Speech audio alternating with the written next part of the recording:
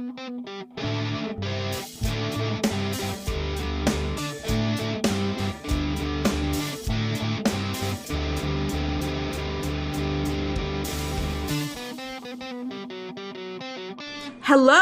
my name is Gray. And my name is Crystal. And this is Plus the Asian Beauties, a supernatural commentary podcast where I, someone who has seen this show several times. And I, someone who only knows about the show through social media, discuss every single episode of Supernatural from start to finish. Also, we are both Asian. Both Asian. For today's episode, we will be discussing In the Beginning. No. 403. What? Okay, wait. So for this episode, we will be discussing Season 4, Episode 3, In the Beginning, written by Jeremy Carver, directed by Steve Boyum. Have we heard of Steve Boyum before? I think so. The name sounds familiar. It looks like he directed Crossroad Blues. Yeah, and Dream a Little Dream of Me. Yeah. Oh my god, he will direct Swan Song. Ooh. That's exciting. These are iconic episodes. Like, he directs The End. Episodes. He directs Death Takes a Holiday. Angel Heart? You know Angel Heart? The Claire one? Yep. He directs that. That's nice. Song Remains the Same. He directs it.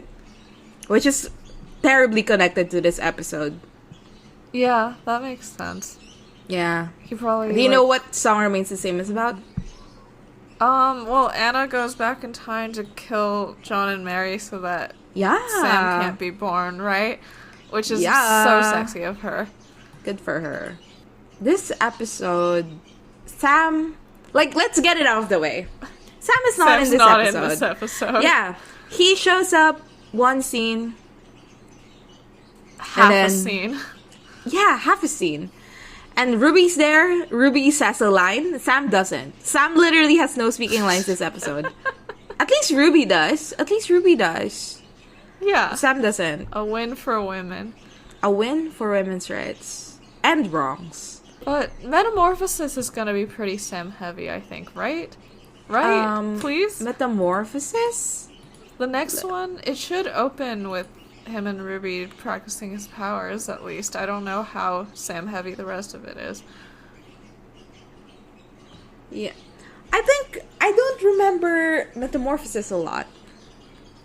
Well, it was on the list of, you know how there's like that poll bracket that may have ended by now, that's best Sam episode of Supernatural, and it only features episodes that are somewhat Sam heavy. Metamorphosis was on there and I think made it past round 1 but not round 2, so it should be Sam enough. Do you have a Sam centric episode in mind that you like? I mean, of the ones we've watched so far, just like Houses of the Holy. Yeah, Houses of the Holy. For what we watched so far. But I would say my favorite one is the flashback one with like the high school. I forgot the title of that episode. The high school episode for Dean, I guess, but like for Sam it's I don't know, maybe he's in middle school. Yeah, the one where he has the English teacher and he tells Sam that he doesn't have to join the family business if he doesn't want to. I know what you're talking about, but I just don't. It's called After School Special. Yeah. Okay. That's so sad. Nice. I can't even name the title of the episode of my favorite Sam-centric episode. Yeah. I also heard that In My Imagination is good. The Imaginary Friends one. Yeah. That one is good. Because he literally had an imaginary friend. Yeah, and that imaginary friend was gay. Yeah. Because he was also gay. Yes. He's dead now, so that's why I'm using was. He didn't turn straight. I'm like...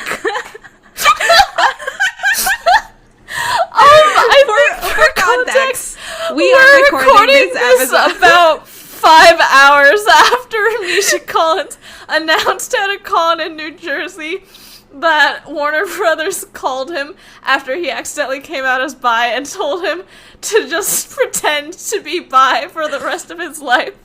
I've been saying this to Crystal, but I would have given him the same advice. Like, I would have been like, bro, for real. Like, just be bisexual. I don't know what to tell you. I was the brother who was warning. For real. Yeah. For real. God, what a time. What a time we're having. What a time we're having. And, like, sometimes I think to myself, I do not give two shits about what happens in the supernatural fandom anymore. Yeah, like, I try not to care about the actors. Yeah. But sometimes they do things like accidentally come out as bi, and you have to care about that regardless of your personal beliefs and feelings. We said you were not gonna talk about it. Did we? I only said we wouldn't do it for a Ko-fi bonus. Literally, we talked about how we wouldn't do it for a Ko-fi bonus, but alas, we are doing it. We are doing it for free. For free in the main episode. Misha Collins for pay. Sorry. How do I redo that joke to make it funny? I don't think I can. Let's move on. Let us move on. Okay, so, Crystal, in the beginning, what did you know about this episode? I knew that Cass brings Dean back to the past, and I thought the point of it was to show him that he couldn't change anything, but I guess that wasn't actually his main motivation. And we see young Mary, and she's beautiful and has big eyes and cowboy boots and regular colored eyebrows. And we see her and John dating and how her dad disapproves of it because he's not a hunter. And I guess this is the episode where the general audience finds out that Mary was a hunter at all. I know she has like a little speech about wanting to get out of the life. I know that John proposes to her and then he dies. And also Azazel kills Mary's dad and possesses him. And then they, like, make a deal to bring John back so that he can re-enter her house 10 years later. And Jeremy Carver loves incest so much. And then in the end, there's, like, a shot of her, like, in the headlights of Dean's car. And she looks scared, and her eyes are so big, and she looks great, and it's iconic, and then Cass comes over and puts a hand on Dean's shoulder. Yeah. So that's what I know. Yeah. This episode, it's juicy, but I don't know if we've talked about it in the podcast. Podcast main. Okay. We don't have a side podcast. We have a Ko-fi bonus, blah, blah, blah. But I don't think we ever mentioned that we haven't really touched the Winchesters. Oh, the show? Yeah. Yeah. So, I feel like it bears saying. Is that a term that people say? It bears saying. It sounds familiar. Is it Warren's saying? Do people also say bears saying? I don't know. Yeah, bears saying, bears dancing, you know. Goldilocks score. I think it warrants saying that we have never watched the Winchesters. Probably will never. Mm-hmm. Although recently, okay, cut this out. But I have seen 2 episodes of it. No, I'm not gonna cut it out. Crystal watched 2 episodes. Is it the first episode and then the last episode? No, I watched like episode 4, or whichever one was titled Masters of War, and I have also seen the finale. Okay, I have not watched anything. I have everything about it muted and everything. Like, I know nothing. Yeah. So, recently, Crystal told me about what happens in the final episode of season 1. Yeah. Wow. I mean, I'm bringing this all up just to say that, like, we don't know what they retconned in that show. We don't know how that show affects the canon of Supernatural Maine. Like, we don't know. So we're not gonna really go into that. Yeah. Glad the Impala magically disappeared though or something. Right, which, I mean, that seems like it should be a retcon, right? The fact that in the Winchesters, John doesn't have the Impala yet, or something? Wait, is the Impala his, or in... No, the Impala, they summon it using, like, a fucking spell in the finale, and then they drive it into a portal, and then Mary supposedly dies, and then it drives out of the portal, and Dean's in it. Slay. Let's start the episode. So first and foremost, we have the road so far, which I quite liked. Yeah. I think the one that really stuck out to me is they didn't forget to include the part where Mary turns to Sam in home and goes, Says, I'm sorry. I'm sorry. Yeah, which is, like, you know, one of my favorite scenes of season 1. Literally, she's sorry. And it's nice. I love that scene, and I'm glad to see it in a road so far. Yeah, I agree. This is, like, tangentially related, but, like, I made a post after watching Home about how John spent all of that time, like, trying to figure out what happened to Mary when he could have just walked over and asked her. And then recently someone reblogged it with the tags, well, maybe she just didn't want to talk to him, and, like, literally so true. Maybe she just didn't want to talk to him. Wait, what are you talking about? Wait, he could have walked over and asked her where? She could have gone and asked her ghost, like, hey, what's up? How did you die? Oh, there was a demon with yellow eyes? That's good information to have. Yeah. So we start off the episode with Sam and Dean in a motel room. And Dean is sleeping in his bed. And Sam, like... Well, let's talk about Dean's sleeping arrangements. Okay. He has no blanket. He's using his dad's leather jacket as a blanket. Which does make me feel something. We find out later that apparently he also has the journal and his phone under the blanket on his lap. Good for him, I guess. He's so fucking funny. He's so fucking funny.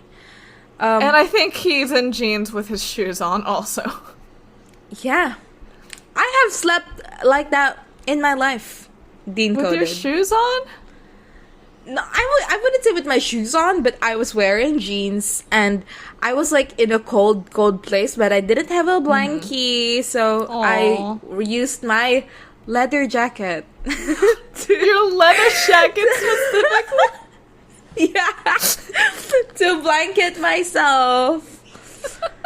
And like the moment I saw Dean doing this, I was like, oh my god, I've done that. And I literally did do that. Sam just like looks over at him, makes sure he's asleep, and then gets out of the room. And then there's a whole sitch where like a car pulls up, and I thought the car was gonna hit him. But it doesn't hit him. It's just Ruby. And Ruby just goes like, ready? Oh my god, I was wrong. Sam says a line. He says definitely. Yeah, baby. Yeah. Wow, one line wonder. Yeah. Also, like, a point to Steve Boyum is that the way that it opens, like, it's a mirror shot, but we don't know it's a mirror shot until it swings around to look at Sam, like, in the motel at the first time, and that's fun. I enjoy it. Love mirror shots, because I know they're difficult to film. So, like, it's a commitment to do them. Yeah. Yeah, exactly. Yeah, and I also just like the idea that he and Ruby are, like, texting buddies now, you know? Like, I'm assuming that's how they meet up now, just texts on the phone, and that's such a development from, like, from the summoning. Yeah. I think what I liked was that, I mean, not liked, but I observed that, like, last episode, the last time we see Ruby, she was like, bye, Sam, never gonna speak to you ever again. That is true. And now they're back to conniving together, and I love that.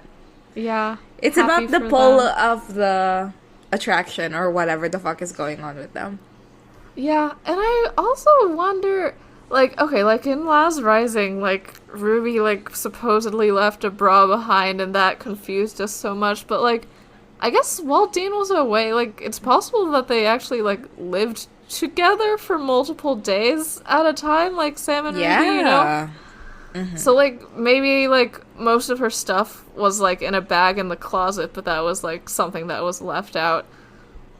Like, yeah. Ugh, cute of them. Back in the motel, Dean's having his hell dreams again that are not safe for photosensitive people, and they just never bother showing anything else about hell. I think it's interesting that they keep on doing it where he thinks about it while he's dreaming. So, like, a part of you still is trying to believe that, like, he doesn't remember. Yeah, that's true. But, like, it is becoming more and more obvious that he does remember. And, like, I like that. I like that it isn't just, like, a surprise at the end when he's like, I remember everything about hell. Like, you see that he is remembering here. And I like that.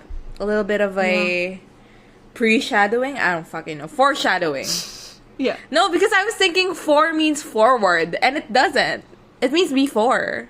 That's fucked up. They both have the word for in it.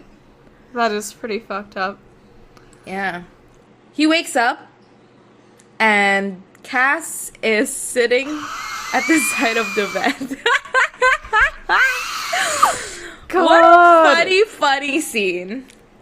Yeah. And then he goes, like, he's facing away from Dean. And then he goes, hello, Dean.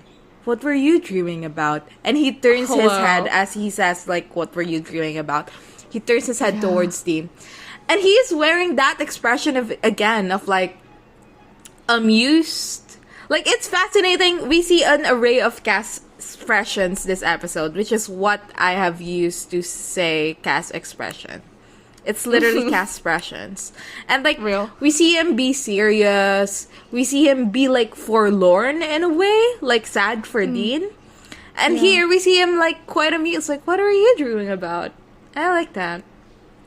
Yeah. I mean, did he know it was hell? Was he just like, oh, that's funny. I've been tortured for 200 years before. Yeah. I, too, have been tortured and lobotomized. Yeah. But, yeah, Dean, like, clocks that this looks pretty gay. And he says, like, what, you get your freak on watching other people sleep? And right. Also, Dean has he probably read Twilight like 3 years earlier, and he was like, I'm gonna stop this in its tracks. Yeah, Cass turns serious and goes, listen to me. You have to stop it. Which is an interesting way to word this whole situation. Like, obviously, this is not what Dean is supposed to do. At all. And yet, like, Cass says it like this. He's literally just lying. I didn't really see it as being, like, the deal. At first, when I thought his point was that, like, Dean needs to just go along with things, I thought, like, you have to stop it just meant, like, you have to stop, like, trying to have free will or whatever. And now, like, I think by the end I figured out that it probably just means, like, whatever Sam's getting up to. But he just does not explain what it is. So I think he is maybe trying to let Dean think differently. Yeah, like he's saying here, like, you have to stop it. And probably he is talking about Sam. You're right. And, like, this whole excursion is, like, him, instead of using his words, just, like, showing Dean, like, this is what Sam is.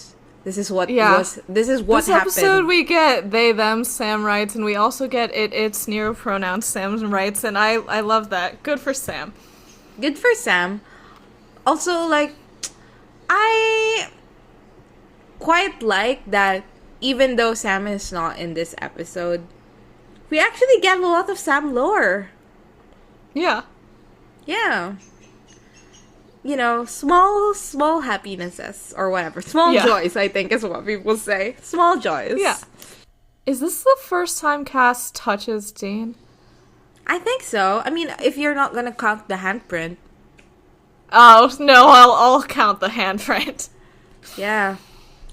The handprint is very confusing to me because, like, he was not a human being when he picked up Dean. Like, he wasn't possessing some poor bastard, that, as Dean says. But, He has. I guess his true a form could Have a have hand? like human aspects to it. Like, I'm assuming there's a lot of animal heads and eyes, but like some of the many arms could be like human hands. Yeah, like this is the fathomable portion of his true self or whatever. Mm-hmm. Yeah. So, Dean is like, what? And Cass puts up his finger on Dean's forehead. And Dean, Bonk. like, gets transported somewhere else. Yup. So, yeah.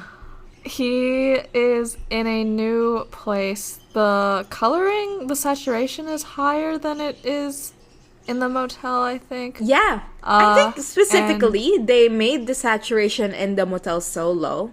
Because, like, I had to turn my brightness up so much. Like, the brightness was low, the saturation was low. I had to turn my brightness up so much. And it's like,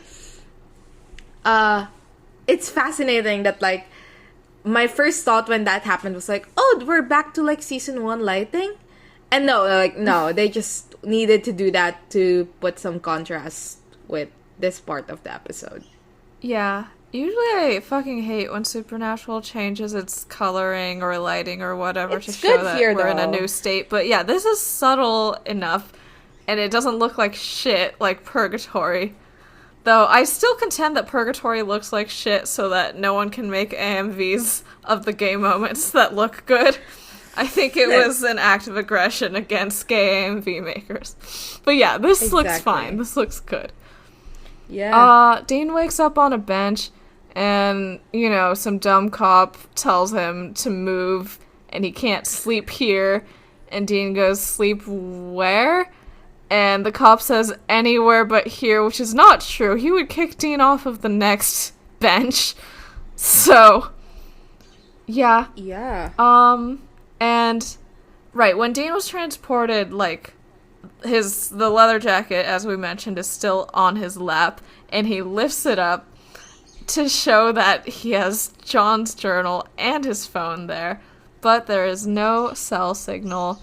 So he sighs, and he gets up, and he goes into a diner called Jay Bird's Diner, and the camera zooms in on an ad on the bench that's for sugar-free Tab, which I think is a discontinued soda brand. So, like, it's like, oh, that's what we're it in the means. past. That's what it means. I had no idea why they were zooming in. I was like, what the fuck is this? Right, like, did they get a sponsorship with Tab? Yeah.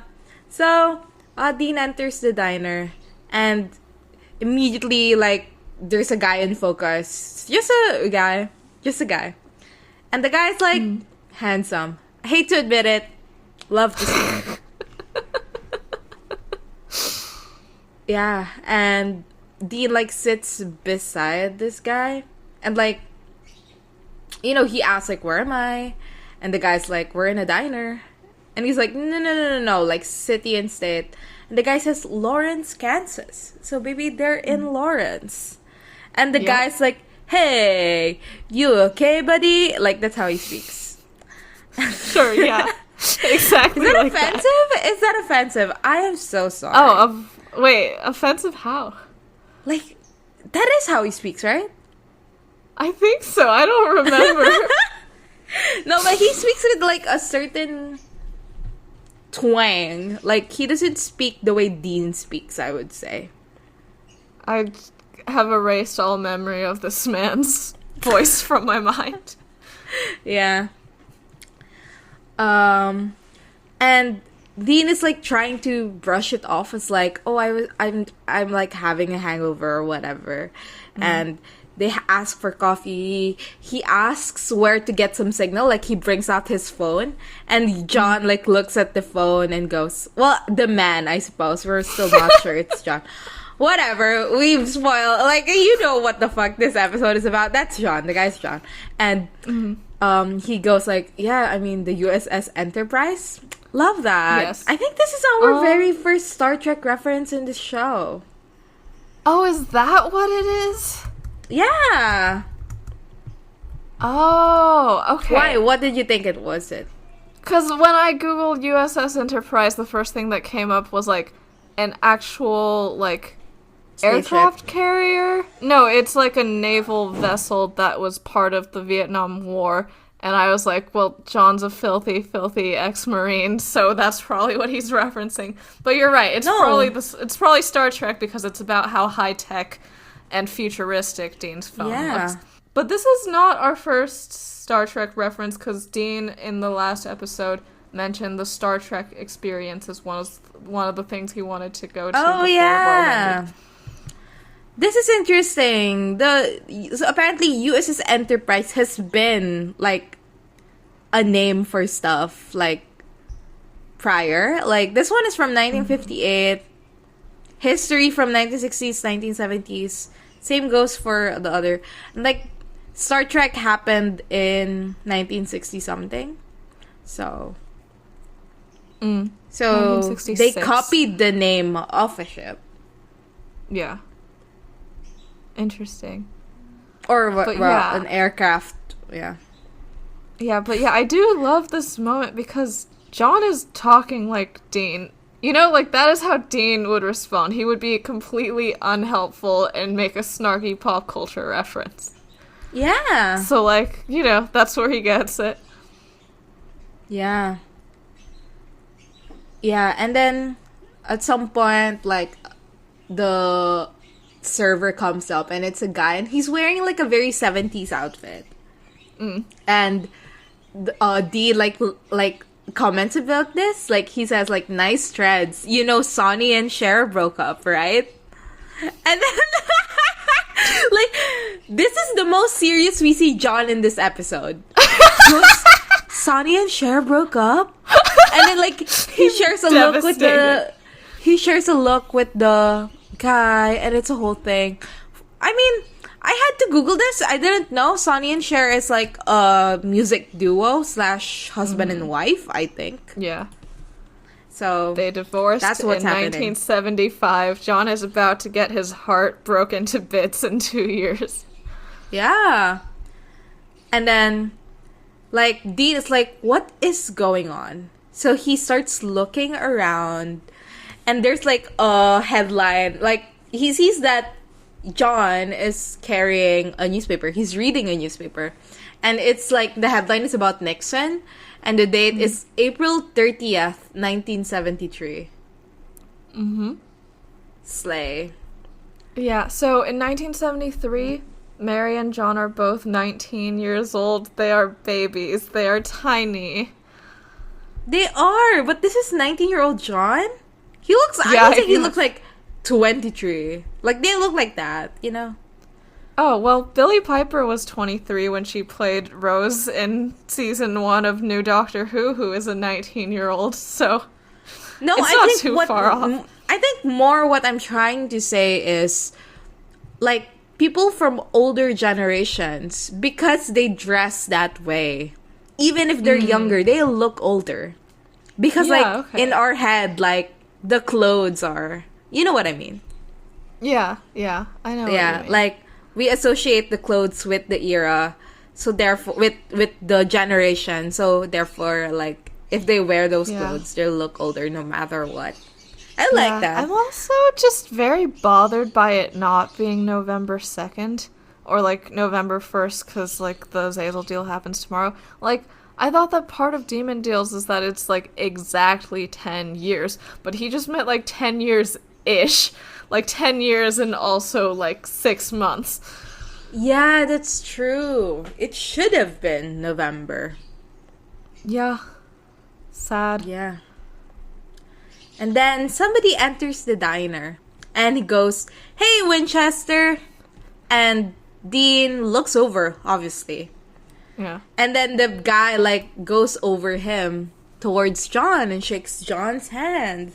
And Dean, like, turns around, like, what? The guy comes over and is like, "How are you doing, Corporal?" And, like, John is, like, talking to this guy. And the guy name drops that, you know, "Good to have you home, John." Blah, blah, blah. Yeah. And Dean looks at them and goes, "Dad?" And the guy who John is talking to says, "Say hello to your old man for me." Which is an interesting line, because I thought... Oh yeah, isn't Henry dad is dead. Winchester missing? Yeah. Say hello to your missing, probably dead dad for me. Yeah. Love Henry Winchester as well, by the way. I don't know too much about him, but I've He's heard in him season described 8 as a DILF. He is a DILF. That's my only comment. Speaking of DILFs, why does this man look nothing like JDM? Who?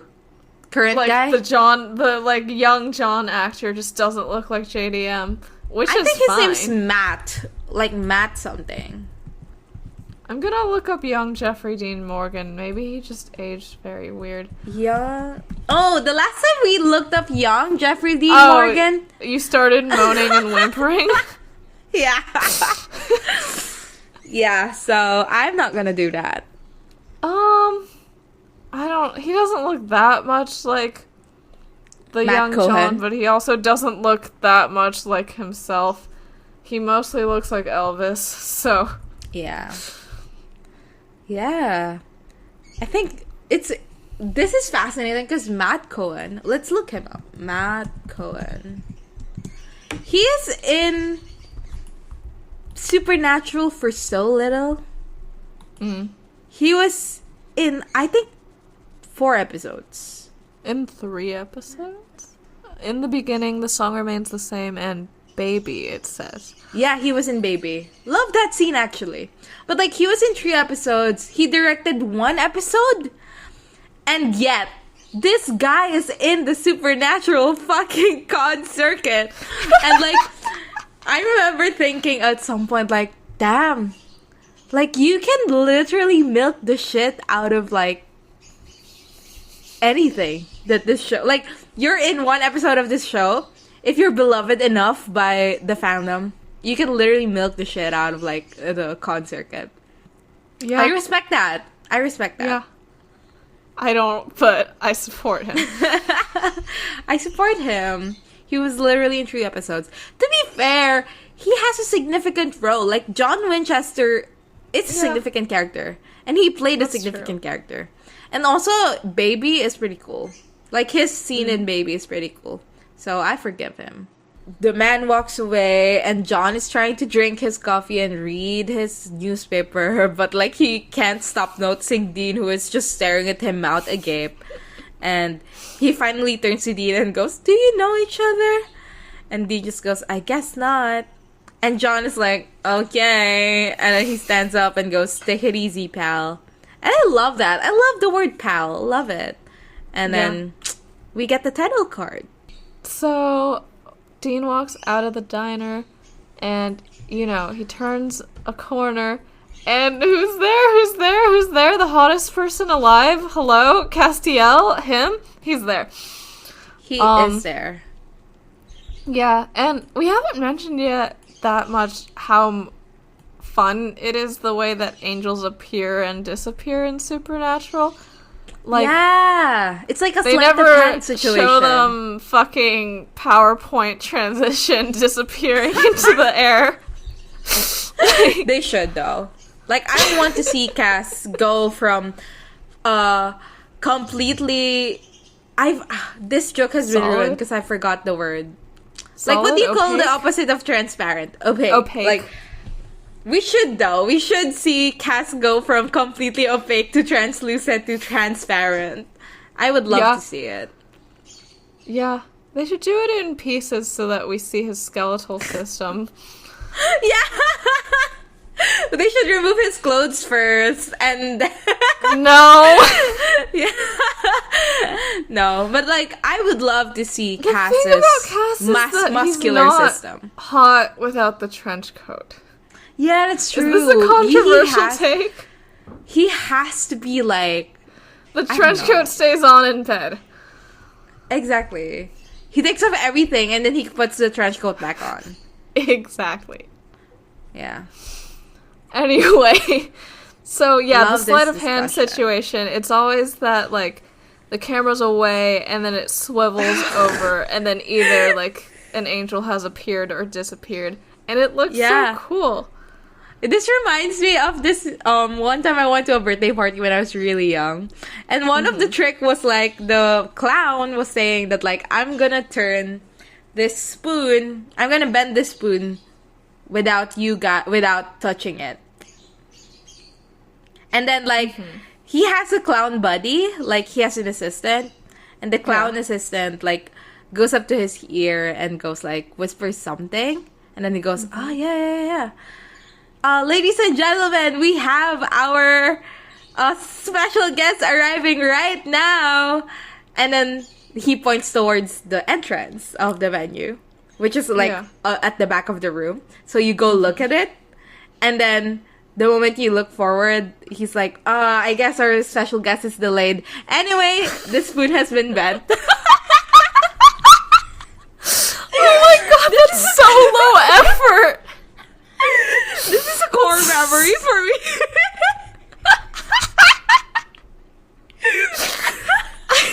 Oh my god, this is so unrelated. I don't know why I'm bringing this up. You can put it in an outtake or something. But like when you talk about magic tricks, the main thing that I remember is like at like my high school senior like going away fest, like they hired a hypnotist and they like got like our class president as a volunteer and he was hypnotizing him and he was like, oh, like imagine a girl, like a beautiful girl, and like you're getting married, and like this guy like half hypnotized mumbles like, I'm gay. Like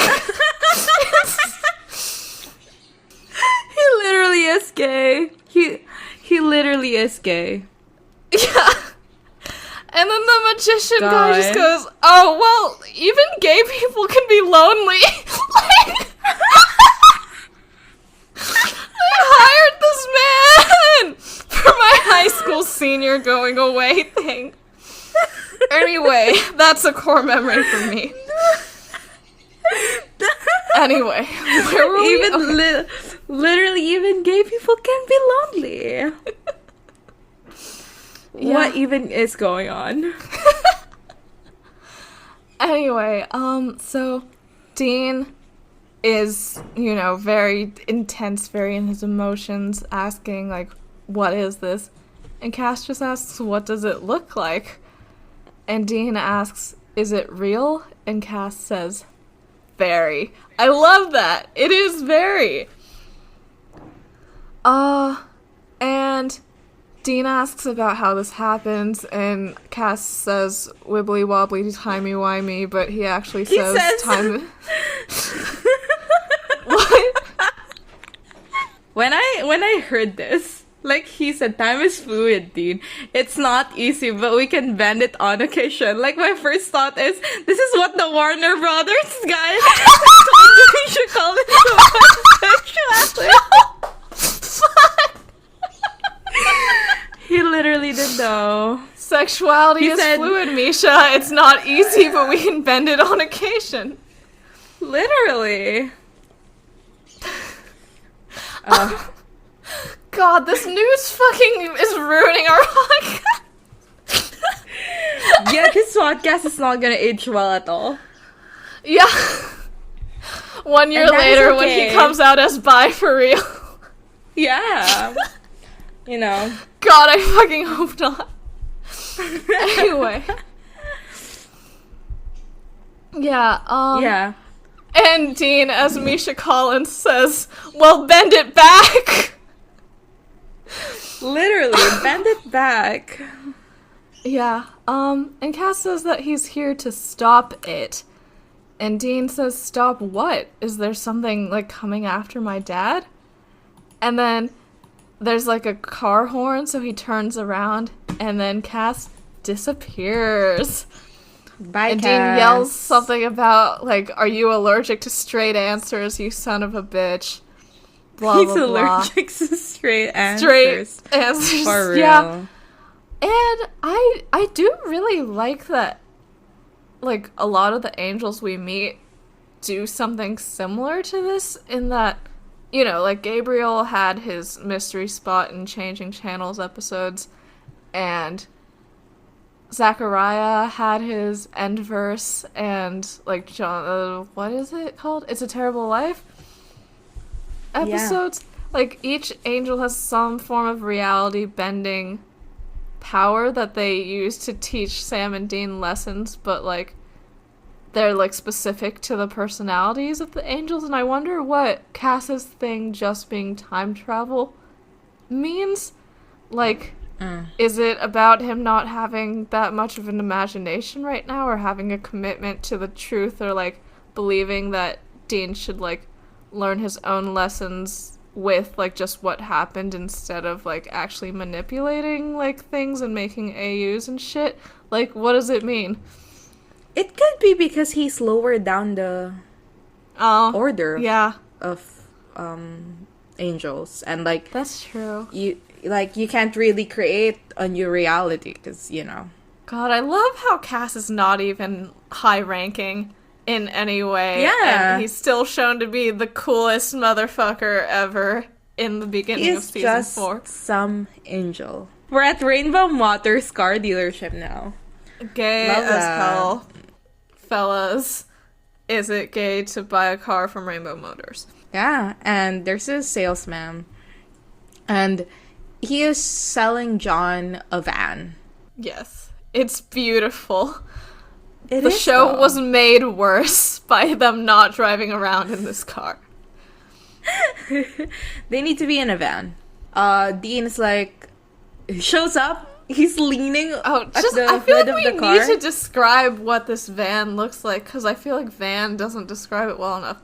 It is beige. It's beige. It is a Volkswagen, and it is shaped like it has like a fridge. Square face, maybe a rectangle face, like tallway rectangle face, and then like probably like front seat and then 2 rows after it probably, but it's also not very big. It just looks like a cube that was slightly stretched and beige. It literally does look like a fridge though. Like, it looks like one of those fridges that are like, you know what I mean? Like, yeah. Oh, or a cute fridge, like for your skincare and stuff. You know, people do that. They do like what? a fridge in their room, and it's for skincare. I own 1 bottle of acne wash and 2 bottles of expired acne wash because I didn't use enough of them before the expiration date. I am the type of person where if my skincare is expired, I go, God, take the wheel, and then I put it on my face. I'm pretty sure all my skincare is expired. Real and Love correct. that. Love that. I don't even use moisturizer on my face anymore. I use body lotion on my face. Life you is a own fuck. body lotion? I have That psoriasis. is different from my life. That's a good point. Yeah. Is that called body lotion? Even if it's like, I assumed it was like medical grade something. No. I just use unscented like body lotion. Oh, okay. Yeah. Dean is like, that's not the one you want. That's not the voice he puts on. But like, it could have been. It could have been.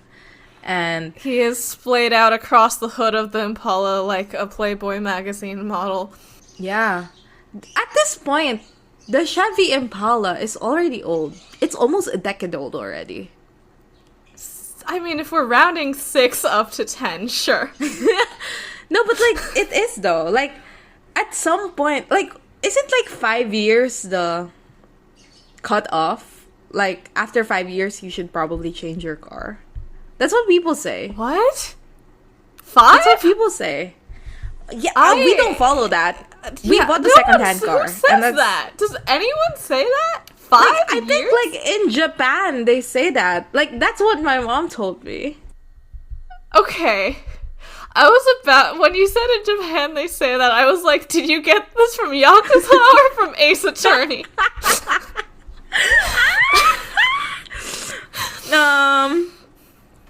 I'm trying to look. But, like, that is such a funny thing to say. My mom told me that. And, like, you know how, like, there's a lot of, Japanese, like, what do you call it? Like, they just sell you stuff? What do you call that? Sales Dollar people? stores? Oh, dollar stores, like, sure. Not like, like stores Daiso? where it's like, Like Daiso? like, not Daiso. Like big ones. Like, they sell you, like, fridges and stuff. like a department store or like no, like it's like Sears. Like what is Sears? like it's like a.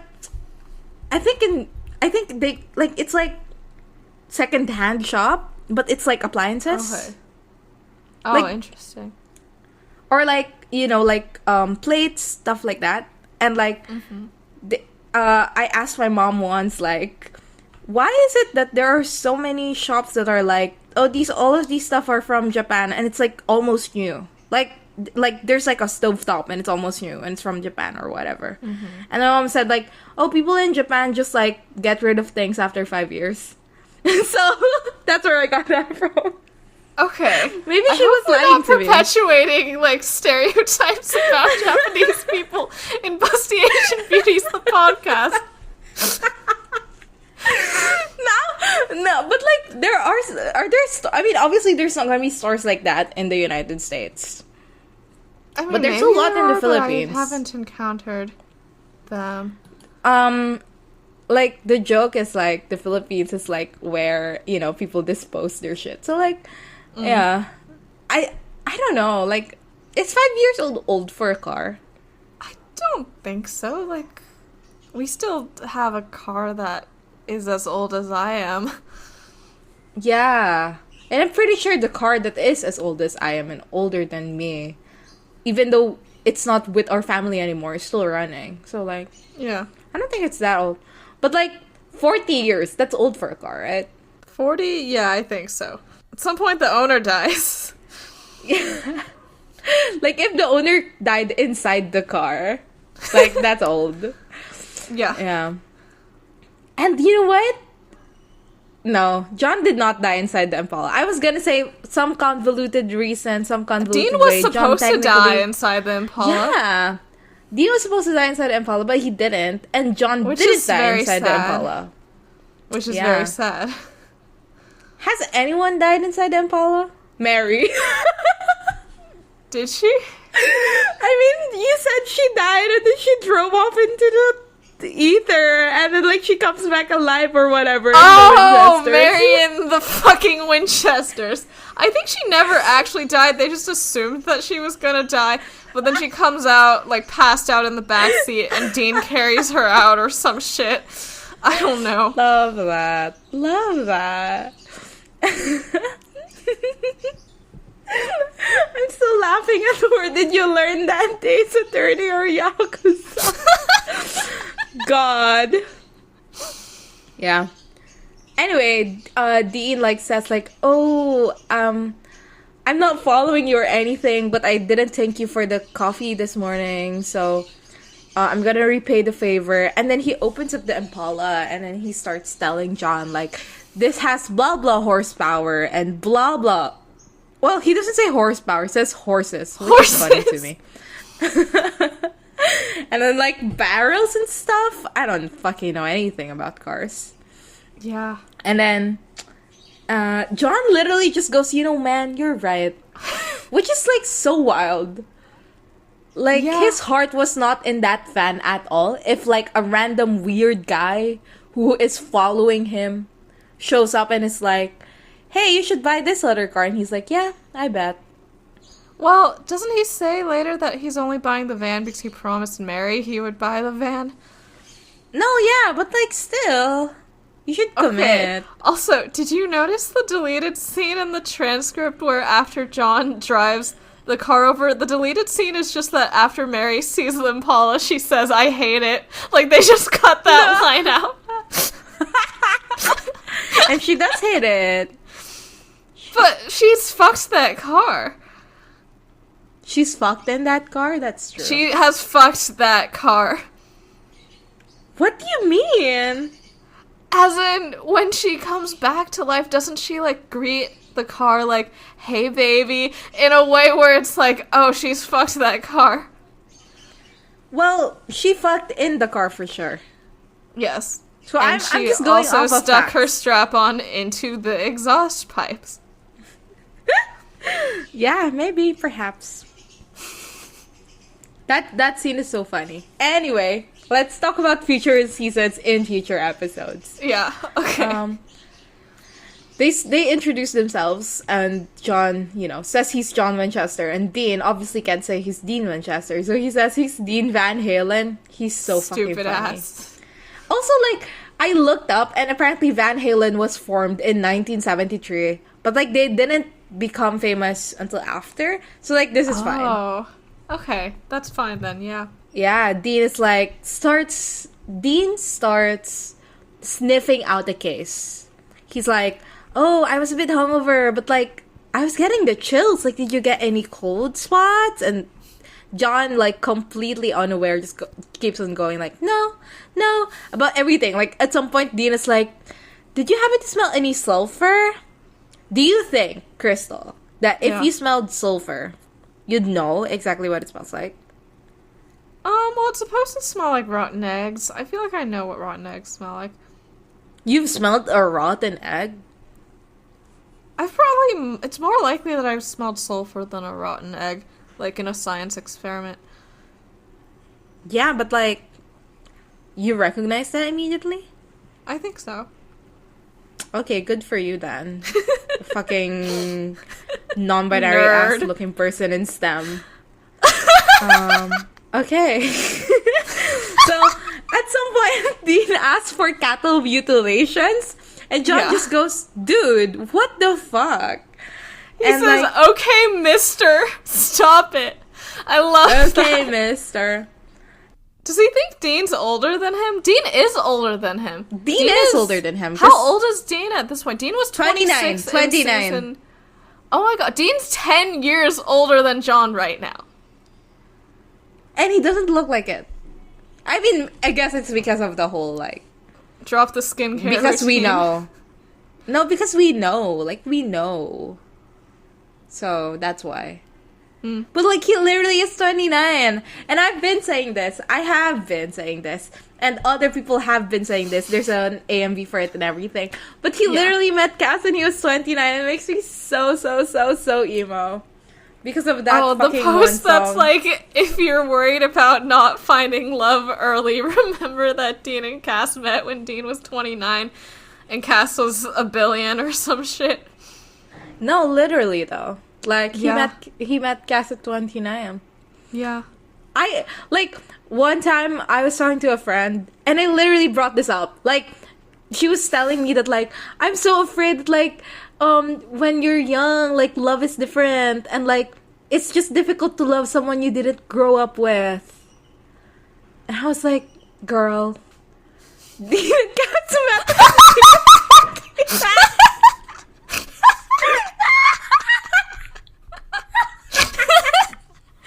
And she immediately felt better forever and never had an insecurity again. Yeah, it works. Nice. STL therapy works. Dean, like, just goes like, oh, okay, fine, I'll stop. But, like, watch out for yourself, okay? And, like, John's like, okay. And despite all the weirdness that Dean just exhibited, the car salesman goes up and goes, so? And John goes, I'll take this car. Yeah. And like, watch out for yourself, okay, makes it seem like Dean is, like, sent to assassinate him and there is a bomb in this car. Yeah. And he still took it. He still took it. So, we cut to outside the Campbell's house. It's, like, a nice house. It's, like, white, walled, and I don't know. It's fun. And he drives up in an Impala. And then we see Mary. Hi, Mary. We see Mary. Oh, she looks so good. She has, like, wavy hair, and she's wearing this, like, do you think she's wearing a wig? Oh, like the actress? Yeah. I can't tell. Sorry for cutting you off. No, you're good. Don't worry. Yeah. I can't tell. Do you think she's wearing a wig? I don't know. I think every blonde person is wearing a wig ever. I don't think I've ever seen genuine, like, born blonde type blonde hair in my life. Yeah. So, like, that makes sense. Like, whenever I see it on TV, I'm like, is that how it looks like? Yeah. Yeah. I think it's not a wig. Yeah, but she looks like a Barbie doll. So I was like, is the wig, is the hair synthetic? I would love it if it is. I mean, like, isn't, like, wearing wigs a thing in, like, television and movies and stuff? Or is that just a movie Yeah, thing? there are a lot of wigs in movies, at least. And there's one very important wig from Party City and Supernatural. No, I think what I'm thinking about is perhaps because perhaps because Mary's hair is so 70s. Like, and like maybe during the 70s there was more wigs in movies. Huh. You know what I mean? So like the look has associated wig to the look to me. Whatever. Yeah. Whatever. But like every time I look at her, I'm like, her hair is so beautiful. Is it synthetic? Would love to know. Would love to have that hair. And also, her eyelashes are so long. Yeah. Like, I know she's wearing mascara, but you still. Yeah, no, her eyes are huge. Her eyelashes are long. Yeah. Her brows are normal. Her brows are normal, which is the most important part of it. And I love her outfit. Like, she's wearing, like, a white cowboy shirt sort of thing. There's, like... Sam something has about worn the something pattern. similar to this. Yeah, You remember? I think so. Like, earlier in season 4? Or earlier I don't than know, that? but, like, maybe he wears it in the future, but he wears, like, something that, like, looks kind of like this, and I love it. Yeah. And there's, like, roses ironed onto the shoulders, and, like, she's in jeans, and she's wearing this, like, braided leather belt, and she just looks so good. I love her fit. She, like, comes out of the house and runs over and sees the Impala, and she's like, what's this? So she asks John, like, hey, what the fuck is this? Like, why isn't this the van? And John starts going like, Mary, this is better than the van. This has got a 327 and a 4-barrel carburetor. For all I know, he's making up words, but he probably isn't. Like, his mom is a mechanic, so I guess he knows shit. And he is a mechanic from a family of mechanics, as he says later. That is true. And Dean goes, Mom? And he decides to continue spying on them into their date. They're at a diner, they're drinking milkshakes. Mary's a strawberry girl, so true. And we get, a lovely, lovely line. I just think that Jeremy Carver's obsessed with incest. Where Dean, watching through the window, goes, Sammy, wherever you are, Mom is a babe. I'm going to hell. Again. Hate Put him back in the Put him back in the ground. Not enough people are saying this, but we just need to, for 50 cents, you can help put another Dean Winchester back in the ground. Yeah. It's very unfunny, and the I'm going to hell, and then the again. It's just, he's like, Jeremy Carver's working way too hard to hammer the joke home. It's not working for me. Alright, so we cut to inside the diner, and they're talking about how Mary's dad doesn't approve of John. Apparently they've been dating for years, and it's still a problem. Mary says that he's just protective, and John goes like, oh, does he have a problem with you hooking up with a mechanic from a family of mechanics? What is the Campbells, cover job? Are they going around telling everyone they're, the CEO of PepsiCo? They don't have jobs, do they? Besides hunting, why is this or the do issue? I don't Yeah. know. I don't know. And then Mary goes no, I love you for exactly what you are. Which John echoes later in the episode, right? Yeah. It's so corny. But, I understand they're young, whatever. Yeah, I still read Mary as aromantic, or I find that the most interesting reading of Mary. So her saying corny shit that doesn't seem to have any real sentiment behind it feels right. Yeah. And she goes like, okay, wait, I'll be right back. And she heads out somewhere. And then John pulls out, like, a little ring box from inside his jacket. But he wasn't planning to propose at this dinner thing, because he didn't. So, I don't know why he has it on him now.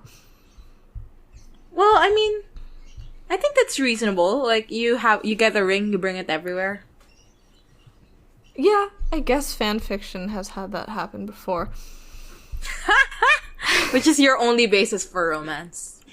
Yes. That's such a mean thing to say. I'm so sorry. I am so Don't sorry. Worry. I did not read it as a personal slight. Just like a general thing you would say. Literally 19 is so early to get engaged, says the guy who got engaged at 21. But anyway. Yeah. You know, recently Crystal asked me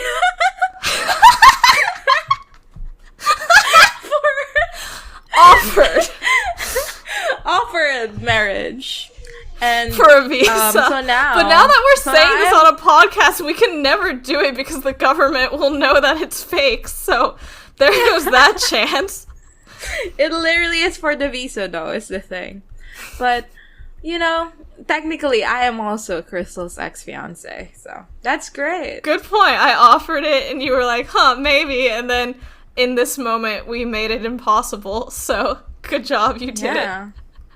Yeah. So, yeah. outside the diner, Dean is still, you know, watching in, and he's like, what's happening?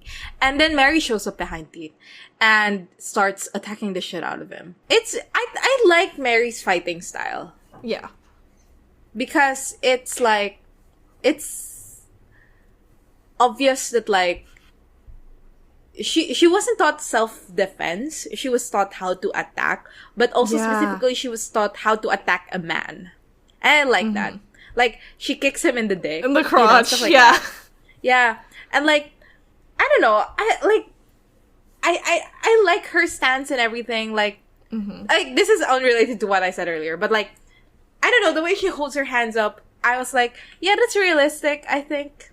I've never been in a fight, but, like, I've tried to go do kickboxing in my life.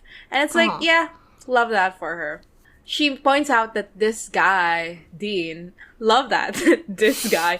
She points out that Dean has been following them since, like, her house. And Dean's like, I don't know what you're talking about. And Mary's like, still trying to attack him. When Dean grabs her and, like, pins her against the wall, and he goes, like, let's talk about this. And Mary's like, no. And then Dean sees the bracelet. And the bracelet is, like, one of those bracelets that you see on Etsy. That's, like, it's a supernatural charm bracelet. Yeah. And you literally, like, I don't know why I said it like that, but you literally do see this on Etsy. Like, if you look up supernatural, like, I don't know, SPN, blah, blah, blah, on Etsy, this is, like, what will show up. And Dean sees this and, like, slowly takes his hand off her and goes, to clarify, like, there are charms on it that are, like, anti-possession, like, blah, blah, blah. No, it's not like a cast charm or whatever. And, this is such a good reveal because we didn't know, and John doesn't know either, right? Yeah! Like, it's the fact that it's unknown to, like, everyone involved. Everyone, and, like, do you think, like, John figured out at some point? No. He should have, right? He should have, but I don't think he did. Yeah. I mean, I'm confused about how she explained her dad's corpse right next to him after her dad tried to kill him at the end of this episode, but, like, I feel like she explained it because John didn't know about hunting until Mary died, right? Yeah, but, like, he was talking to everyone related to Mary, you know. After she died. But somebody's gotta give, right? I mean, if all of them are distrustful, I don't think somebody had true. to. And I don't think he's that close with Mary's family anyway. It's not like any of them offered to take Sam and Dean in, or like Sam and Dean didn't really seem to have extended family on Mary's side that they knew. That's true. Yeah. Yeah. And I just love that, like we don't even learn this from Ruby when she was doing all her background research on Mary. Like when she was like, Sam, do this, do that, do this, do that. We don't find it out from there. It really is just you have to go back to the past. Yeah. And also, like, all of Mary's friends and family were killed by demons after she died as a cover-up. So, yeah, there was no way for them to know. It's kind of unknown whether, like, those deaths are recent or whatever. Oh, that's true. That's true. Yeah. They were, like, in, like, 2004 type shit. You're right. Yeah. So they could have known, but they didn't know. And I feel like this is the first part of the breaking down the Mary mythology as, like, you know, innocent, pure, like, civilian, didn't know anything, and was just the victim of this demon for no reason. And it's so fun! I love it! I love it, and they've been building up to it for multiple seasons now, and it's great. God fucking bless. We go back to John and Mary, husband and wife, bringing home a brand new car. His name is Baby, and I'm Big Brother Dean. But anyway.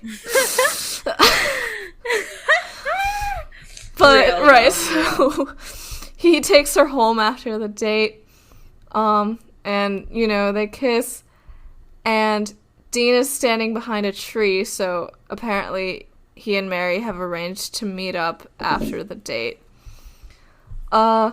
Dean does some corny shit where he's like, you can trust me because we're all hunters, so, like, we're practically family. So fucking corny. Yeah. And Mary's like, oh, my dad will probably not love this. And Dean's like, oh my god, I have to meet him, because I guess he probably knew as a child that his grandparents were dead. So this would have been his only chance. And she takes him inside, and, you know, Samuel's, like, he gives him a quiz about how to kill a vampire to make sure he's a hunter, but then he says that he doesn't trust other hunters, so he still wants Dean to fuck off. But then Deanna, who is his wife, Dean's grandmother, etc., is like, oh, stop being so mean. I'm gonna invite him to join us for dinner. And this is when Deanna reveals that her name is Deanna and her husband's name is Samuel. And Dean is surprised at this, which means that he did not know who he and Sam were named after. Yeah. Does he think it's corny? Is that what the really is about? No, I don't think it's... Well, I don't think it's corny, but I don't know what he thinks. Yeah. I think it's corny because it was clearly written for this episode. Like, Jeremy Carver was like, oh, I don't know what Mary's parents should be named. And then he just stared at a sheet of paper and then slowly wrote down Sam and Dean, and then he added several letters to the end of both of those words. So they sit down for dinner. And this scene I find so interesting. I mean, I'll probably put this at the end, whatever. But, like, in Pentiment, which is a game that I love, there is a portion where you can choose who to have lunch and dinner with. And then you eat with them. And, like, eating with them based on what food you're eating and the conversations you're having during the meal, you can find out things about who these people are and, like, about the case that you're trying to solve. Yeah. And, like, I tried to observe this scene from that perspective. I didn't really get a good look of what they were eating. I think it's just, like, mashed potatoes or whatever the fuck. I think there was salad there also? Yeah. But I don't know. I think what I paid most close attention to is the body language. Like, you're a body language expert. Is that a reference to anything? I think there's just people who call themselves body language experts who are really annoying on the internet. That's it. Yeah. And I am really annoying on the internet, so it fits. Yeah.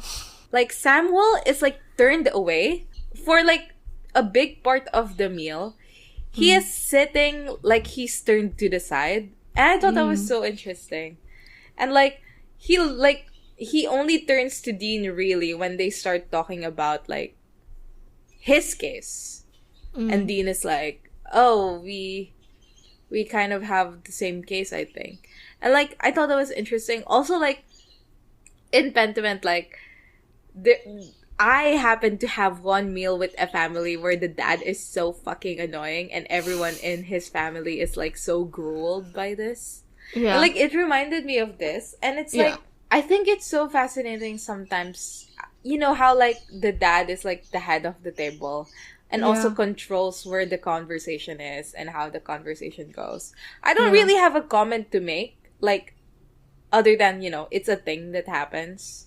But, like, I think it's so interesting, especially when I see it in media, because I don't really experience that much, but like, it's so dominant, especially in, like, American media, I feel, where, like, the dad is the one who's doing the talking and blah blah blah blah blah. So Deanna, like, starts asking questions about, like, if Dean is from Lawrence, and Dean says that, like, it's been a while, things sure have changed, I think. Which, you know, if you get transported back through time, I feel like try to be more, like, he keeps on trying to make these jokes that are, like, only for him.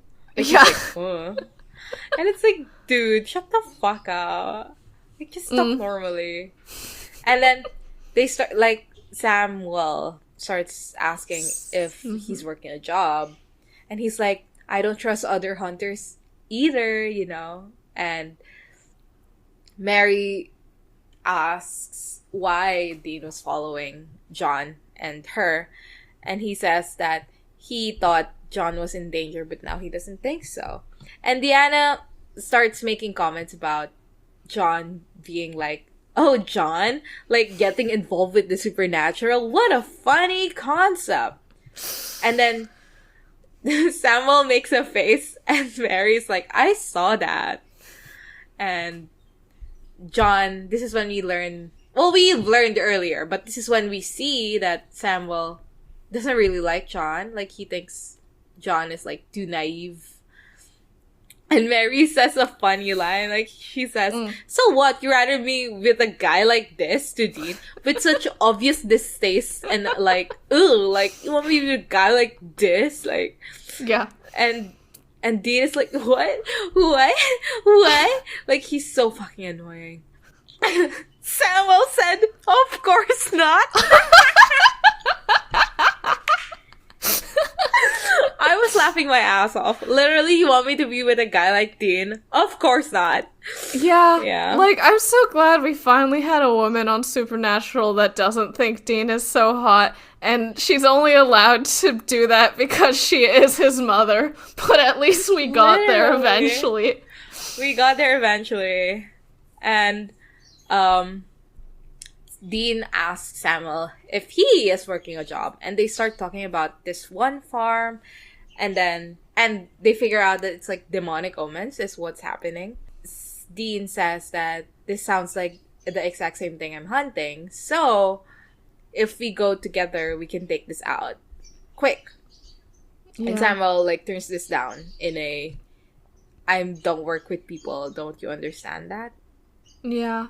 Also, like, I feel like we don't learn that much about Deanna in this episode. We really don't. But she does chime in when they're talking about the case, where she talks about, like, electrical storms being part of the omens and how they've ordered, like, graphs from the weather service. So I think it can be implied that she is, like, more on the research end. Like, she's still involved in cases, but not in, like, direct field work. She's like the Bobby of the family. Yeah. We cut to the farm, the Whitshire farm, which is where the case is, and Mary and Samuel are outside in a truck, and Samuel's in a priest outfit. Mary is not really dressed for combat. She's, like, in a dress and cowboy boots, but, like, she looks great. Should have been a nun.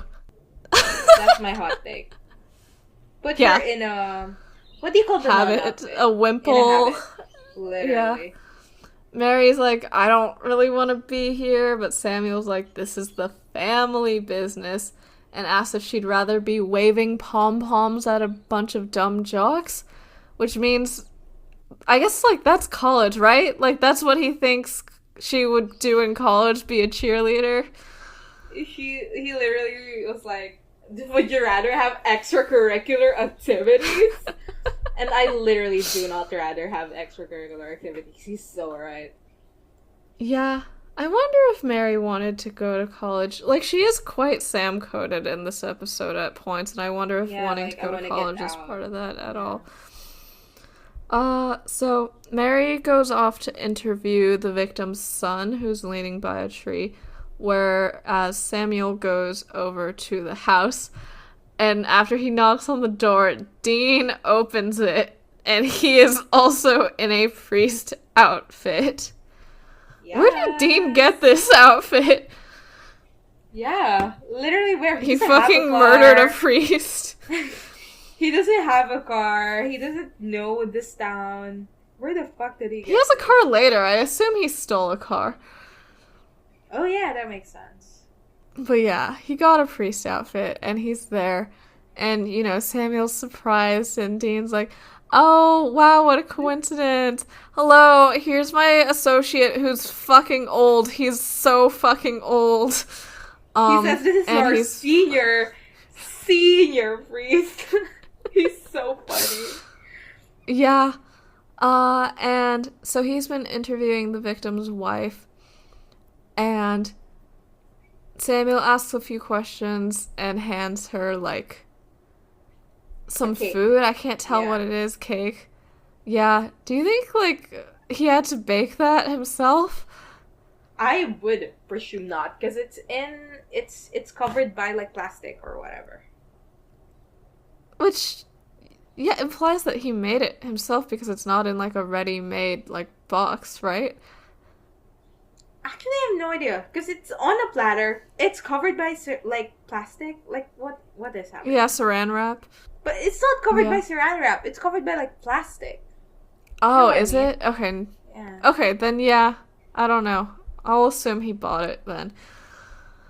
And Samuel asks the wife a bit, but, you know, she's just upset that her husband died and she doesn't have any information to give.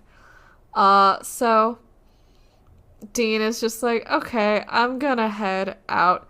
So he goes over to talk to Mary and the son. And Mary notices Dean and is like, okay, cool. Like, Charlie, do you want to tell the father here what you just told me? And what we learn is that Mr. Whitshire, when he got drunk, he would hit Charlie's mom. And a stranger came over recently, a week ago, and asked Charlie if he wanted the beatings to stop. And he just said, like, yes. And now his dad is dead. Yeah. And Dean asks if the stranger wanted anything, and Charlie just says, like, okay, he said that, like, about 10 years from now, he said he'd, like, come over for a favor and want something then, but I just thought, like, he was crazy and wasn't actually saying anything real. Okay, in this case, and also in the case with Mary's friend, well, maybe not. Okay, in this case, I don't think a kiss happened, right? Like, it seems like Charlie would not kiss a guy that he thought was crazy. Like, it seems like he had no clue that a real transaction happened. What are the rules here? Is it that Charlie's a kid and they don't do demon kisses for kids? Like, I have no idea. Yeah, because it's like, the reason I'm so stuck on this kiss thing is that Jeremy Carver thought it was necessary to have the Mary Samuel Zazel kiss, you know? Yeah. And it's like, okay, if you have to show that, then, like, why skip the John Zazel kiss, or why skip, like, Bella as a little child kiss, or, like, have Charlie probably clearly not kissing this guy? Like, I think that all of these are things that don't need a kiss, but, like, you kept some of them. So Mary and Dean discuss in private a little, and they're like, yeah, demon deal. And then Mary asks Charlie what this guy looked like, and he says he was about 5'10", white, and normal looking. And I liked that he said white because I feel like they don't say white when they ask people about descriptions in Supernatural most of the time. Like, sort of operating off of the idea that it's the default, so I'm glad that he said it, but I feel like maybe the reason Jeremy Carver put it in was he was like, oh, they don't say the race in present day because we're, like, in an enlightened post-race society, but in 1973 they do see color. But I don't know Jeremy Carver's head. I don't know his life. But that is sort of what I assumed was going on here. But I think everyone should say white when there's a white guy. Mary asks if there's anything else, and Charlie's like, well, there was one thing. Like, when the light hit his eyes in a weird way, they looked, and Dean goes, oh, were they black or red? And Charlie says, no. No. They were yellow! I was so ecstatic. Yeah. Like, I mean, obviously I knew that this is where the episode is going. But, like, I don't know, the way they did the whole, like, reveal of, like, it's yellow eyes. It's like, yeah. I thought it was so cool. And I was so ecstatic when the reveal happened. Because, like, okay, the episode's picking up. Like, yeah. Dean is about to go ball to the wall crazy. Because it's yellow eyes. It's, like, he's literally here. And, like... yeah. Like, the anticipation of, like, Dean doesn't even know where this is going. Like, he thinks he does. He thinks this is all a ploy to get, like, him and Sam out of the life. And, like, I don't know, like, maybe stopping this will stop the apocalypse also. He doesn't know that this is just a lesson to be learned and he can't do anything. And, like, he will try so hard and nothing will happen. And in a way, that trying will result to Mary dying. Like, if he didn't figure out, like, if he didn't tell... Yeah, if he didn't know where the next, like, place the demon was gonna hit was gonna be, then Mary wouldn't have gone there and she wouldn't have caught the attention of yellow eyes and such and such. Yeah, like, exactly. Like, in a way, the narrative was always doomed, but also he doomed the narrative. Do we know who Charlie is the parent of? Like, is this an earlier iteration of the psychic kids, or is this, like, is Charlie perhaps the parent of a psychic kid that we know? Perhaps he's a parent. Oh, yeah, no, I know. Like, is he, like, the parent of, like, one of the rounds of psychic kid death games that we didn't see, or, like, do you think he's, like, who do you think he's the parent of? Obviously, one whose mother didn't die. Because, like... Well, no. Because, like, Mary only died because she entered that room. It wasn't because she had to die. So, like, the person who makes the deal doesn't have to die. Yeah. I don't know. Who do you think is Charlie a parent of? I don't know. He looks a little bit like, the guy with the van. What's his name? Andy? Andy. He looks a little bit like Andy. Nice. Okay, that's my vote also then. This is Andy's dad. So, we go to the Campbell house. And Dean is starting to get a little freaked out, a little hyped up. And he slams down the map down the table. He's like, there's nothing to talk about. I know what this thing is.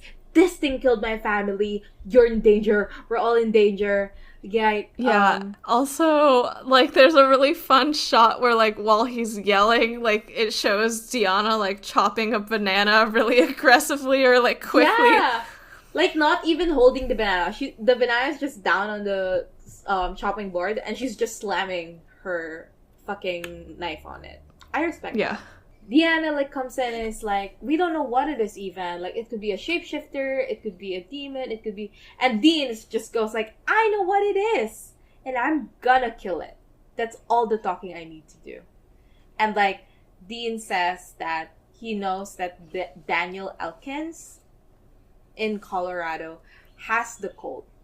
The cult. And Samuel, of course, have heard the cult. But he thinks it's not real. And...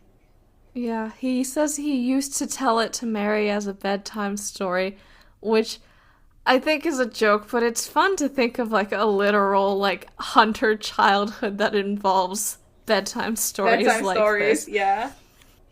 Dean insists that it's real, and he's gonna get it. Dean basically says that in the journal that he has, his dad wrote everything and every opportunity that the yellow-eyed demon showed up. Mm. And it's obvious that, like, the pages are full of, like, future appearances at this point. And, like, Samuel asks, like, how did your dad know all that?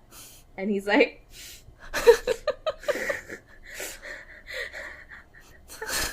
he says my dad can see the future. He's so funny! Yeah. He's so funny. He's so fucking funny.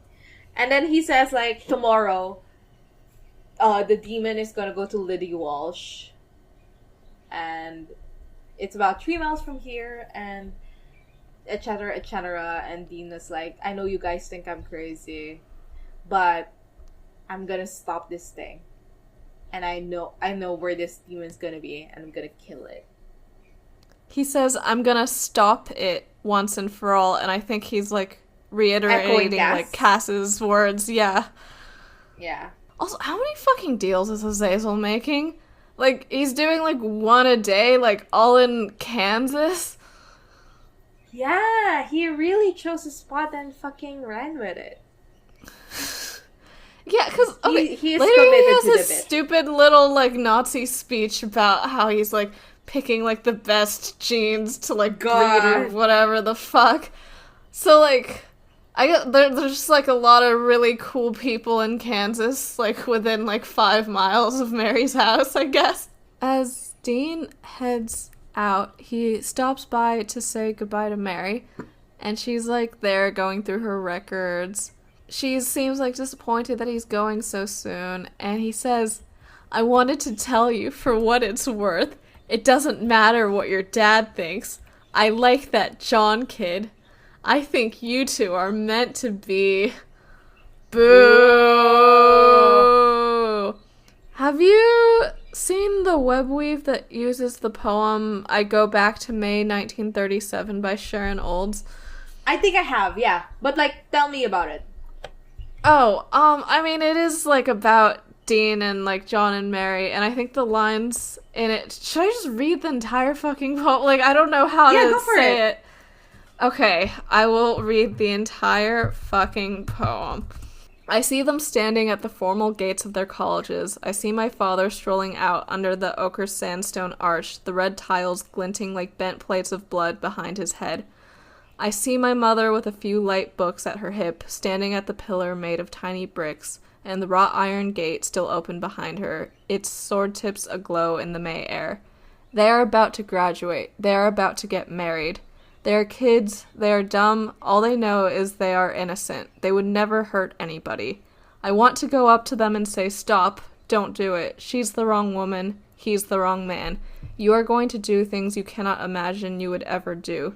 You are going to do bad things to children. You are going to suffer in ways you have not heard of. You are going to want to die. I want to go up to them there in the late May sunlight and say it, her hungry, pretty face turning to me, her pitiful, beautiful, untouched body, his arrogant, handsome face turning to me, his pitiful, beautiful, untouched body, but I don't do it. I want to live. I take them up like the male and female paper dolls and bang them together at the hips, like chips of flint, as if to strike sparks from them. I say, do what you are going to do, and I will tell about it. Ah! Okay, that's all I have to say. That poem made me emotional. Like, I'm sitting here with tears in my eyes. It's a good fucking poem! And he's so literally, good. he wants to live, and he takes them up like the male and female paper dolls and bangs them together at the hips! Right, because after this he says quietly, like, hell, I'm depending on it. Like, he is depending on them getting together to live. And he asks Mary, what is John like? And she's like, why? And he says, I'm just curious. Oh, God. Because in Home, like, they interviewed someone, and he was like, oh, like, John was, like, a great kid, and he doted on his children, and he was a great husband, but after his wife died, like, something just went wrong. And, like, Dean probably remembers bits of John, like, not being, like, the drill sergeant that he is, but, like, not that much, and, like, he wants to know. Also, I want to say, it's so funny to me that John was like, I understand that it's a pivotal part of your life, and it's like, blah, blah, blah, but he was, like, in war for a couple of years, and he made that his personality trait for the rest of his life after Mary died. Like, he wasn't even, like, in the military. You know what I mean? Like, he's not, like, a military man throughout his whole life.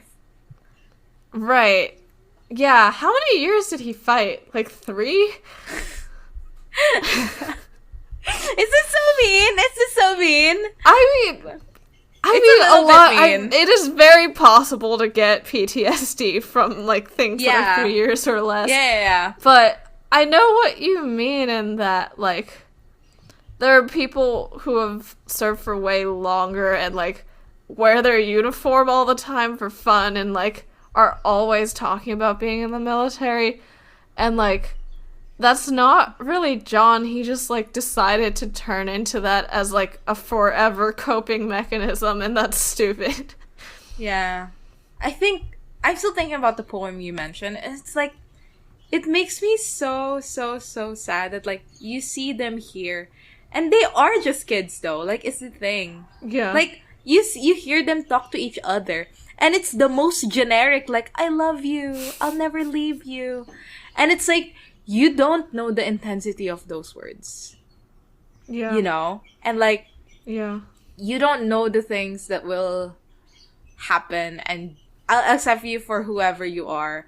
But, like, what if, I don't know, I'm just thinking too, like, that episode in season 14 where John comes back, and it's like,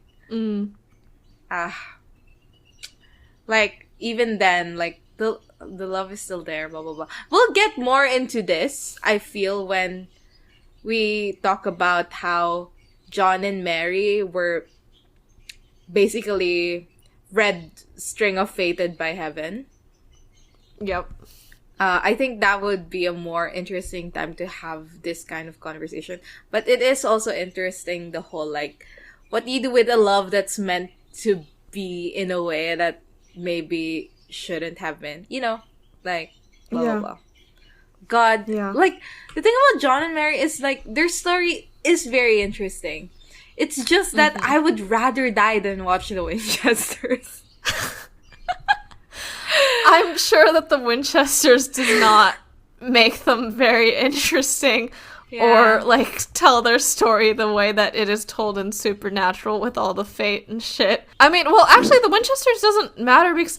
Oh, right, I forgot to tell you. Or do you not know this? This isn't the John and Mary of this universe. What the Winchesters fuck? is an alternate universe. Dean has been taking his, like, dimension-hopping car to a bunch of alternate universes, like, finding ones where he can make John and Mary happy. That is wild shit. That's not even his parents. Yeah. Damn. Yeah. Part of the alternate of the universe is that the, like, chromosomes decided to take different things from both of them, so the kids that they have are not even gonna be 17. I know this in my heart. Jesus Christ. And the first thing Mary says is, I don't know, which I think is so something. Yeah. She says, I don't know. He's sweet, kind. Even after the war, after everything, he still believes in happily ever after, you know? He's everything a hunter isn't. And I know that's something that people have latched onto, is that Mary tells John, like, I love you for, like, what you are, and John tells Mary, I'll love you for who you are. And, like, this is a what he is, and what he is not a hunter. Yeah. He is her special little not a hunter chance at normality. She is his, I don't know, like, sort of real girl, but he also knows nothing about her, but he's a paper doll to her. Good for her. God. I feel like they really could have done so much, like, so much with John and Mary in terms of, like, when you're young, like, what love is like. But I don't think, like, that's not where this story is gonna go. I think it's fascinating to me because they take it at face value too. Like, the fact that it's like, they're so young and stupid kind of vibe. And it's like, I don't know, like... And it's, yeah, no, the writers of Supernatural are like, and this is real, correct love. Yeah. Like, it's never examined in a certain way. Like, it's never examined in a... Like you said, like, she said, like, I don't know about, like, her first reaction to, like, what is John like. I don't know. And that's super interesting. Yeah. Yeah. Also, she said they've been dating for years, but they're both 19, and John was, like, in the army before this, right? How have they been dating for years? Did they go to the same high school? I don't think that's part of the John and Mary lore, is it? The only John and Mary lore I know is John and Mary, husband and wife, and they brought home a brand new life. That's a very good point. What if they're not even 19? I looked up their birthdays, but let me check again. Like, maybe I'm talking out of my absolute ass. Exactly. Okay. John was born in 1954, which is plus 19 is 1973, right? Yeah. And Mary was born in, 1954. Okay, yes, they are both 19. Cool. And then Mary tells Dean, like, can I tell you something? And, like, she sort of, like, squeezed or something. And she goes, like, he's gonna ask me to marry him tomorrow, I think. And she's so excited. And she says, like, oh, like, my dad's gonna explode. Which he does. But I don't care. I'll run away if I have to.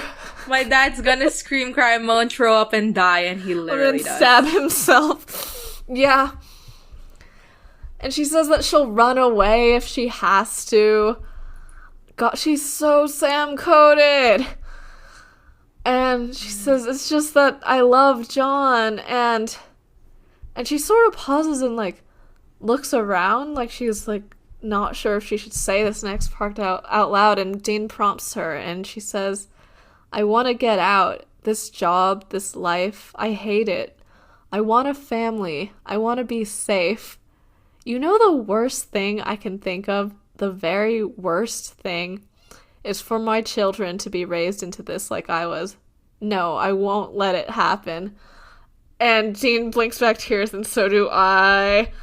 Yeah, me too. Yeah. He says... And the last part is a little bit, like, too much the writers going, hey, winkety wink, but it's still effective. Yeah. It still works. And, like, the whole, like, safe thing, I think, is also reiterated by Sam, right? In his first episode, doesn't he say something like, not normal, safe, like, about what he wanted from his life? Mm-hmm. Yeah. Ugh. She wants to get out. This job, this life, she hates it. And Dean goes, like, he's crying a bit. And he goes, yeah. And Mary asks if he's okay. And he's like, yes. And then he says, like, can I tell you something, and can you promise me something, even if it sounds weird? And, like, he's, like, so intense while saying this, and a single man tear is slipping down his face as he says, on November 2nd, 1983, don't get out of bed, no matter what you hear or what you see. And she says, okay. And he leaves. Her ass is not remembering. Her ass is not remembering. But this scene really got to me, I feel. Yeah.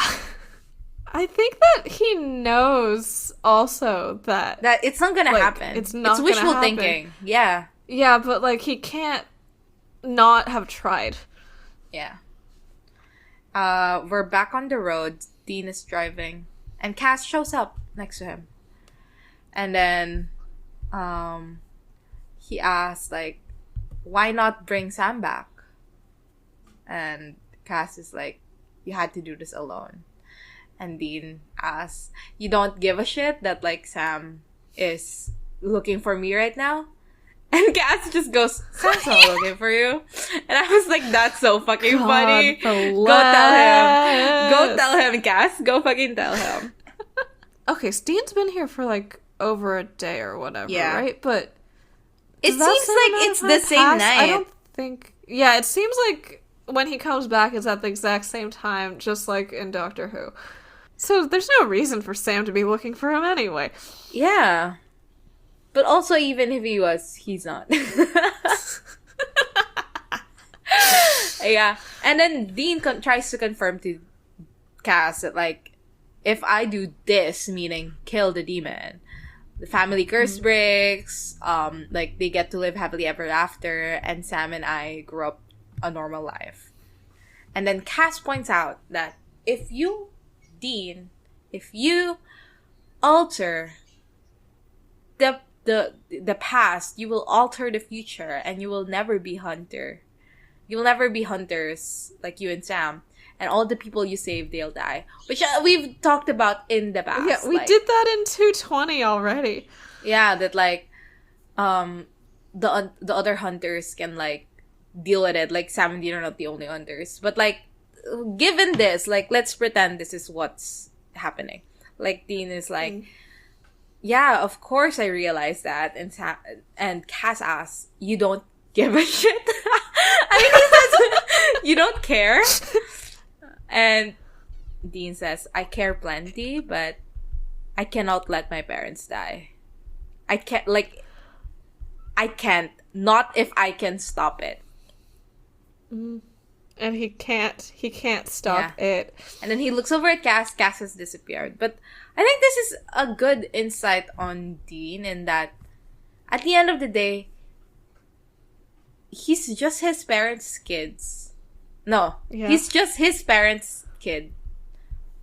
Yeah. And no matter what, no matter how angry he has become at John for, like, the whole, like, I didn't deserve what Dad put me through, I don't deserve to go to hell.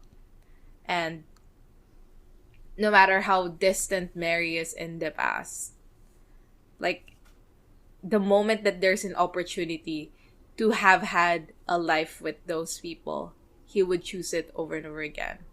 And it's like, yeah, like... It's also that the John that he is angry at was... Yeah. I mean, was always part of John, but, like, only became John's main facade after this happened. So, like, he's like, this is not even the same guy. I can't be angry at him the way that I was angry at my dad.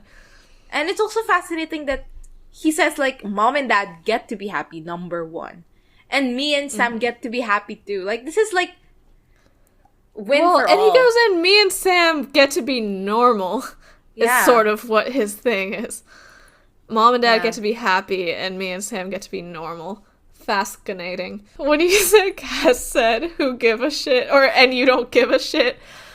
Like, what do you mean? After Cass said, you'll never become hunters and all the people you saved will die, I literally paused my screen and said, who give a shit, to Cass, and then I continued. Cass, listen to me. Cass, nobody give a shit. Like, you need to know this. Yeah, the thing is, I feel like I like Cass in this episode. He feels a little weaker in this episode than he has in the past, too. But that's because, like, he's not around much. I think it's also... Well, he's around even less in 402. But, like, he has a lot of lines there, lots of exposition, lots of opportunity to be a character. Yeah. But I guess it's more that this thing about him saying that Dean should care about, like, the people that he saved doesn't... It seems like the writer's talking through him. It doesn't seem to align with what he said in the last episode about, like, we have, like, bigger things to deal with. Like, Dean was like, people died because, like, you guys didn't get the witnesses under control. And Cass was just like, we had other things to deal with. Like, I don't think he would be someone who cared that much about the people that Dean saved, at least at this point in time. Like, he doesn't seem to hold hunting to be, like, this glorious institution of, like, goodness the way that the show does. Like, he doesn't seem to distinguish between hunters and civilians, at least in 402. It's just like, oh, like, those are all bugs. Yeah, that's interesting. Like, so this part I thought was weird. Yeah, I suppose. But, like, I think it also is, like, asking Dean, like, where do your priorities lie? Like, I think that's a reasonable thing to ask someone. Like, yeah, especially because, you know, Dean is so adamant about the whole saving people last episode. Like, that's true. This could be a response to what Dean said last time. Like, oh, well, what about, like, everything you said last week? Okay, yeah, I like that reading. Ugh, Dean was so annoying last week. People are dying down here, why aren't you helping us? Like, 20 people died of ghosts. Like, tell the angels to cure tuberculosis if you actually care. Literally, well, to be fair, I mean, this is my fucking, like, I don't know. What do you call when you're talking about something? Like, soapbox? Yeah, this is your soapbox to my stand on. My soapbox is that, like, tuberculosis is cured. There is a cure for tuberculosis. Well, like, okay, it's more like, by cure, I mean, like, make it more distributed, etc. Yeah. All that. So, Dean goes to Daniel Alcon's house, who is, you know, the guy with the colt. And he is in front of the safe, already having cracked it, already having the colt in his hand. And the guy comes in, points a gun at him, and is like, drop that. I can't let you get that colt, blah, blah, blah. But Dean is saying, I just need it for a while. I'll return it to you. It's just my one chance to save my family. I need this gun. And he says, like, if you want to stop me, you can kill me. It's fine. But, like, I am gonna take the colt. And the guy doesn't shoot him. And I like that. Like, I like this little character moment for the guy. Yeah. You know what I don't like? How no one in this episode has heard of holy water before. Yeah. Like, how does he not know this is a demon taking away the one demon-killing weapon? This one is weird. What the fuck does this mean? There are some hunters in Lawrence, the Campbells, and then he goes, never heard of them. And then Dean goes, that's where she'll be? He's she-herring the gun. He's saying, after I leave, like, you can go to the Campbells and they'll have the gun. Okay. I was truly wondering, like, is he talking about Mary?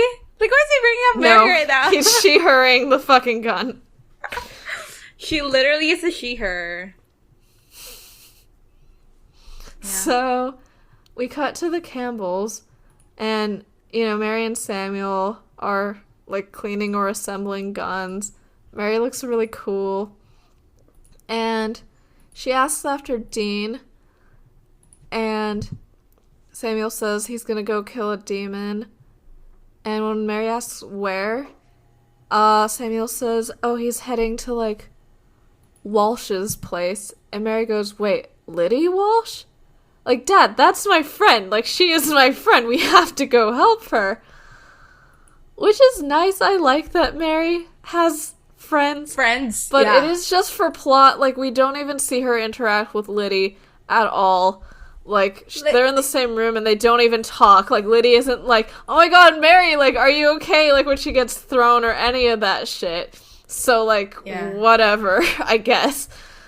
Yeah. And, like, I don't know, it's... But thinking about the fact that Mary has contact outside of the family, even if the contact doesn't know that they're hunters, is so interesting because Sam and Dean are so far removed from everyone around them that wasn't in the hunting community. So it's fascinating that there is this alternative hunting lifestyle where you're a hunter, you're a family of hunters, but your child still gets to live a semi-normal life. Yeah. So, I don't know. It could have been interesting to see them interact. Like, maybe even after. Like, it's fascinating that, like, Samuel is the one Mary who comforted tried to her. Explain hunting to Liddy or something. That would be nice.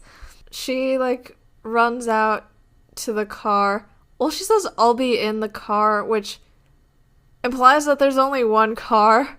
So when she drives back home after this, did she leave Samuel and Dean stranded with no car? So real. Yeah. After she heads out, we get the funniest joke ever of Samuel going, oh, so she wants to hunt and then she doesn't want to hunt. Is this some female time of month thing? And then, like, just to show, like, oh, we're not misogynistic, they show, like, Deanna, like, sighing. So it's like, look, no, it's just Samuel being stupid. Ugh, boring as shit. Who give a shit? Whatever. I hate you. Like, the thing about periods is, like, when people who get periods make fun of, like, periods and talk about how, like, oh, when I get my period, like, I'm fucking crazy, insane, ball to the wall. I'm like, haha, that's funny. But, like, the moment someone who doesn't get a period does it, I'm like, I literally will skin you alive. Yep. Yeah. Yeah. Exactly. And, I mean, I guess, like, I get sort of the utility of this is, like, a character building moment for Samuel. Like, maybe it does matter that, like, Mary's dad is a little misogynistic, and even though she's being trained into hunting, like, her mom is still, like, doing a housewife role, and most of the time she's on screen, she's, like, cooking. But, like, I also don't know if it's that deep, so whatever. Like, this is so funny because you're, like, the way you're talking about it is, like, they're treating their female characters with misogyny, but also maybe they intended and it's a reading into misogyny that they're treating misogyny. And it's like, I don't know at what point we're making excuses for this show, man. Like, I think we are, though. We are making excuses for this show. Yeah. Here's my critique of misogyny, where every woman in the scene is treated with misogyny and the show doesn't acknowledge it in a meaningful way. Yeah. So we're at the Walsh's house. Is Liddy Walsh Asian or is she? Yes. What is? Yes. She looks kind of like she's Asian. Yay! Another Asian woman. Big win. Big win. And she doesn't die. Yes. And she's gonna be okay. She's really gonna be okay. Good for her. So, although I suppose like a relative of hers is gonna die of cancer. So R.I.P. That is true. Sorry, Liddy. She's on the couch with a doctor, and he's like, I'm sorry, like, someone, presumably her dad, like, his cancer has metastasized, like, he's gonna die. And they're sitting way too close, and the doctor's like, there's one way, a cure, but I'll need your help. And, you know, she's like, okay, yes, what do I have to do? And he says, oh, just nothing. In 10 years, I'm just gonna come to you and ask for something then, but it'll be nothing you'll miss. Which is not... The deal with Mary is that he can enter her house in 10 years and be undisturbed, right? Like, is this, like, what is this version? I'm gonna come in and ask you politely if I can drip blood into your child's mouth? Whatever. I don't know. Yeah. And they're, like, holding hands at this point and leaning in. It's weird. And then his eyes turn yellow, and Liddy starts screaming. And at this, the door busts open, and Samuel comes in, and he starts shooting Azazel. But Azazel, sends the gun flying across the room and pins Samuel against a wall. And he's about to, do something with Samuel when Mary shows up behind him with a knife, and he sees her and immediately goes pervert mode for some reason. He's all like, where the hell have they been hiding you? I like you. You got a lot of spunk. Or whatever. Because he wants to fill her with his spunk, etc., etc. I quite like the line, where the hell have they been hiding you? Like, it implies a certain, like, Mary is still protected by her family in some way. Like, they don't let her hunt, like, big things that much. And I think that's true. That's a character building, or, like, at least a dynamic building moment for the Campbells of, like, even though Mary grew up in this environment and they're pretty open about it with her, they're still protecting her in some way. Like, because this demon didn't know that, like, she's here. Although, like, yeah, he is a fucking creep, and it's a whole thing. Yeah. Yeah. So, she slices him with the knife, but he eventually, like, gets it out of her hands, and she is also pinned against a wall. And then Dean comes in with the Colt, and Azazel uses Mary as, like, a human shield. He asks Dean, where did you get that gun? And Dean and Mary do, like, a fun little thing where, like, Dean, like, gets the gun ready, and he makes, like, a nod to Mary. And, like, she like, uses that nod to mean, like, okay, in this second, I'm gonna break out of, like, this guy's arms so that you can shoot and kill him. But, unfortunately, Azazel escapes by, black smoke out of the mouth, blah, blah, blah thing. Yeah. It's fascinating to me because this felt so anticlimactic. And for obvious reasons. It's not the climax of the episode. Yes. But, like, I wonder how Dean felt. Like, it's just over. Of sighs. He goes, like, damn to himself. Like, he's... Yeah. No, yeah, but, like, it's like, it must have sucked, like, so bad. He thought this was, like, his chance to save his family. And now Azazel might never come back. So... now they're outside the house and Dean and Mary are talking, and Mary is like, he told me he liked me, and she's like, what did he mean by that? And I'm sorry, Mary. And Samuel comes out and he says that, he comforted Liddy. Liddy's gonna be fine. Okay, wait. How do we know Azazel didn't just kill Liddy? We have no clue.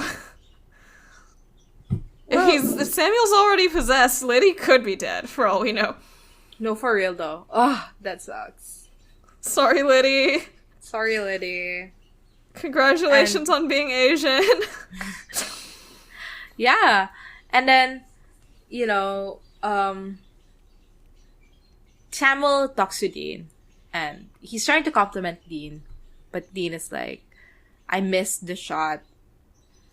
So, and as soon as Samuel complimented Dean, because I didn't know for sure when Azazel took him over, but as soon as that compliment happened, I was like, oh, that's Azazel. That's a classic Azazel move. Oh, yeah, you're right! Yeah. Yeah. And it being about Dean missing the shot is also, like, what happened the last time Azazel complimented Dean, right? Yeah. Like, Dean's like, no, like, I wasted a bullet. Yeah.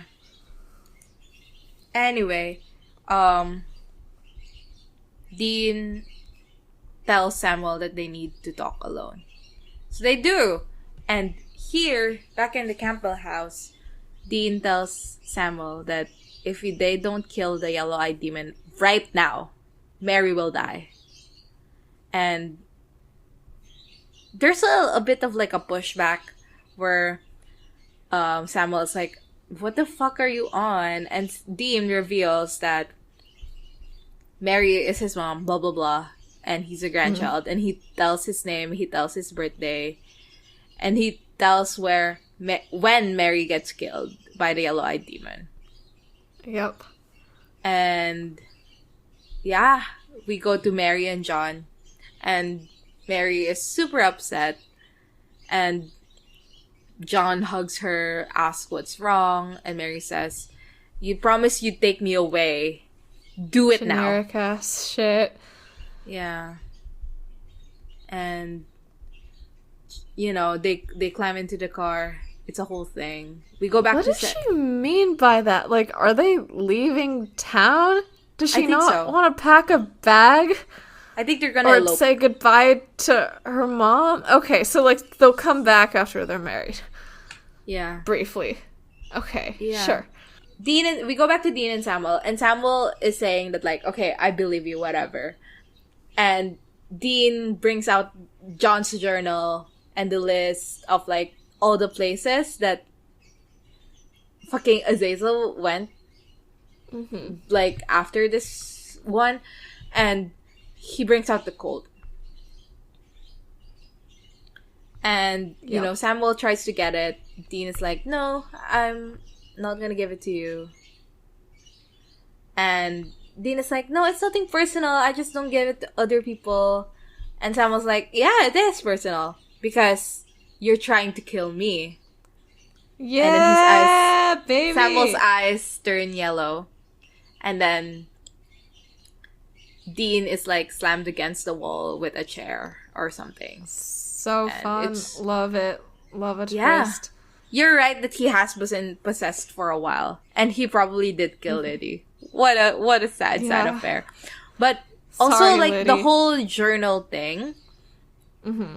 Is it implied that he is the one who gave... Like, he is the reason why Azazel... Yeah. Like, the reason why Azazel was able to go through all the people he went through is because he had this list. So... That's so I think horrible! He looked at that, which is very interesting, though. Like, it's a total closed loop of information. Like, no one actually came up with the idea. Yeah. But you know what's funny about the closed loop of information is that I like to imagine that Dean was completely wrong about what he said about the Impala's, like, specs and stuff, but John was just imitating what he heard Dean say. But, like, Dean was just imitating what he heard John say. So, No, like, for real. neither of them know anything about the car. So, you know, Azazel's attacking Dean and shit. And he's like, oh, so you're from the future. And he reveals that he knows about angels, because he says, like, there's only one thing that can do time travel, so you must have friends in high places. And he goes like, oh, so I killed your mommy, and that's why you came all this way? To see little old me? God, he's so fun. And, oh, also, now that he's revealed himself, you know, he's, like, acting completely different, I think. Yeah, he's being a creep again. I don't remember what the first Azazel actor played him like, but I feel like this is a decent reiteration of his demeanor. And voice and stuff. Like, it's fun. Shit. At the very I did least. not hear this next line. I didn't know what he called Mary. He says, if that slut marries your mommy, are you one of my psychic kids? He called her a slut? And for what? For what? He's so horrible. Yeah. Whatever. People call people sluts for no people call women sluts for no fucking reason in Supernatural, though. Like, yeah. Dean calls Ruby a slut, even though she's, like, not had sex yet. Like, as far as they're aware on the show so far. Like, human Ruby is a Meg virgin calls... truthing. Yeah. Human Meg calls, like, Meg demon outfit as slutty, even though it's, like, less skin than her human outfit. It's just a word that means fucking nothing on Supernatural. Yeah. Yeah. But he's actually very excited at the idea that Dean could be one of the psychic kids. Yeah. Which, okay, actually, speaking of, earlier, remember when Dean is telling Samuel about, like, the future blah blah blah stuff? Samuel asks, oh, what, are you, like, a psychic or something? And there's, like, a long pause on Dean's face before he goes, no. And I was like, that was weird. But, like, that's probably just, like, a callback to, like, this. Or, like, a foreshadowing to this. Right? Yeah. Okay, fun. So he, like, sniffs Dean? It's such a good scene, though. Like, he literally leans in and just smells the fuck out of him. And, like, he is able to smell there and then that, like, that he they're doesn't not have true demon mates. blood. Oh, God. That he doesn't have demon blood. And it's a throwback for me to season 4, episode 1, Last Rise. Where, the girl, what's her name? The girl The waitress, the demon. The demon waitress says that I can smell you from a mile away or something at Sam. And, like, we don't know yet, but he was drinking demon blood, right? Yes. At that point. And it's like, that demon blood is what they can smell. And that's so interesting! Like, that is fun. He literally is full of demon blood and they can smell him from a mile away. Yeah. Fuck yeah. So he goes, okay, so it's not you. And then he goes, maybe you got a sis. And he pauses and he goes, or a bro. That's terrific. Azazel misogyny moments. Yeah. Yeah, but then he's like, okay, well, that's great, because, like, that means that my plan's gonna work out in the future. And, you know, he reveals that he doesn't want people's souls from the deals, he just wants their kids. And he wants to choose the perfect parents, and he's choosing them because they're strong, they're pure, and they eat their Wheaties. My own little master race. They're ideal breeders. So, wild. I mean, I don't know. Clearly, like, just call back to eugenics and Nazi terminology, like, on purpose. So, I don't know if there's that much to discuss here. I think what I find most interesting is that the angels do the exact same thing. At this point, we notice that Deanna is in, like, the back, kitchen and can see them and is noticing that something is up. Dean makes, like, a face at the ideal breeders thing, and Azazel's like, oh no, no one's breeding with me, though Mary, man, God! I'd like to make an exception. Ew! Why? Ew. She's his favorite, supposedly, which is maybe... He's very excited that Sam's the one who made, or he's sad when he thinks that Jake is the one who made it, and he's happy when Sam's the one who makes it. Like, is it because of this, like, obsession with Mary that he's developed? Yeah, I think it is connected. I don't think, like, now that we see this, perhaps he wasn't lying when he said that Sam is his favorite. Oh, true, because he did call everyone his favorite, but maybe he actually meant it with Sam. Dean asks the question that everyone is fucking asking, which is, why did you make the deals? Can't you just fucking go into people's houses? And Azazel says some dumbass hand-wavy thing about how he needs to be invited. Or maybe, is this related to the mythology of, like, Azazel, like, for real or something, do you think? I don't know. Because, like, I don't think other demons are like, I need to be invited in the house. Yeah. Right? Yeah, but, like, maybe in the Bible or some shit, or in, like, certain, like, him Jewish specifically. Commentaries. Yeah, like, maybe. If any of you know things about, like, Azazel as he appears in Judaism, or in Christianity, I guess, like, hit us up, let us know. Yeah. And he goes, you know what I'm gonna do to your sibling? I'm gonna stand over their crib and I'm gonna bleed into their mouth. They, them, Sam writes. Real.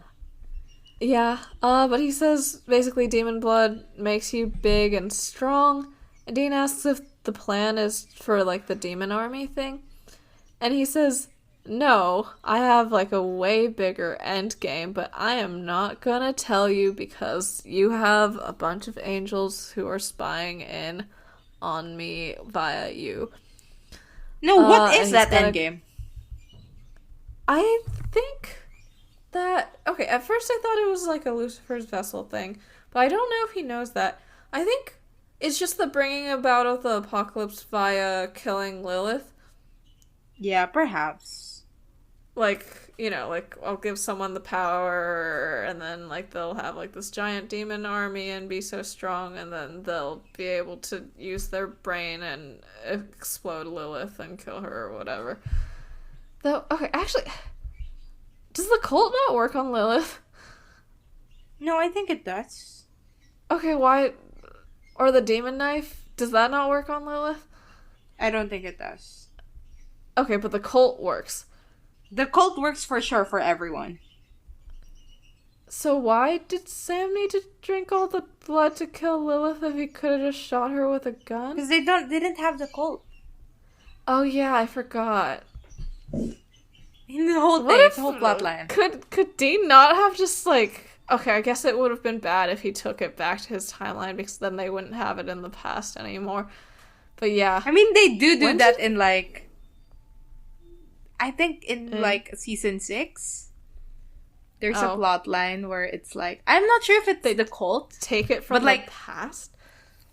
I'm not sure if it's the cult, but there is a thing that they go back in the past for, and then they do this whole thing where they formulate it so the day in the present, the thing gets delivered to their house. It's fucking funny as fuck.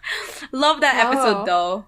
Yeah, they go like back to the Wild Wild West, like cowboy shit. Yeah. Yeah. Love Sam's outfit in that episode. I don't remember anything else. Yeah. Dean does a stupid ass thing where he reveals that he's gonna be the one to kill Azazel. Like, don't tell him that. Like, okay, I personally believe that the way supernatural time travel works is that you can't change anything that's already happened. Yeah. It's a fixed point. But, like, Dean still believes that he can save people and that, like, his actions in the past matter. Like, what you have done right now is ensure that, like, in the future, Azazel comes to you as a baby and murders you so you can't kill him. Yeah. Yeah, but it is weird that Azazel never mentions this conversation when he sees Dean in, like, season 1, you know? But I guess they didn't know this episode was gonna happen yet. I guess we can say maybe that's the reason he spent more time talking to Dean than to Sam in the end of season 1, if we want to Watsonian this. Azazel doesn't believe him, but Dean's like, no, for real, I'm definitely going to kill you. Definitely. No, I'm not lying at all. I'm not lying at all. I promise. I'm being fucking for real. He said it like that. He said, I'm being fucking for real right now. Yeah, and he was crying. Yeah. But Azazel's like, okay, well, you know someone you're not gonna save? Me. Oh, also, at this point, Deanna has been getting closer and closer to getting the cult on the ground. Like, yeah. But at this point, Azazel stabs himself in the stomach, killing Samuel, killing his vessel, and Deanna screams, no! So, she's revealed that she is there.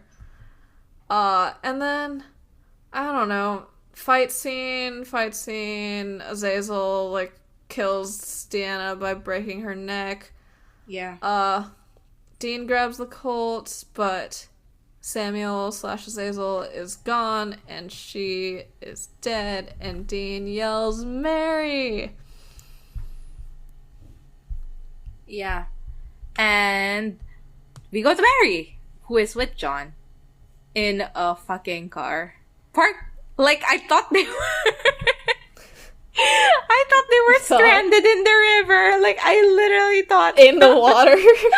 I thought like, cause they were so near the water, and I was like, damn, they swerved off and they got stuck by the riverbed.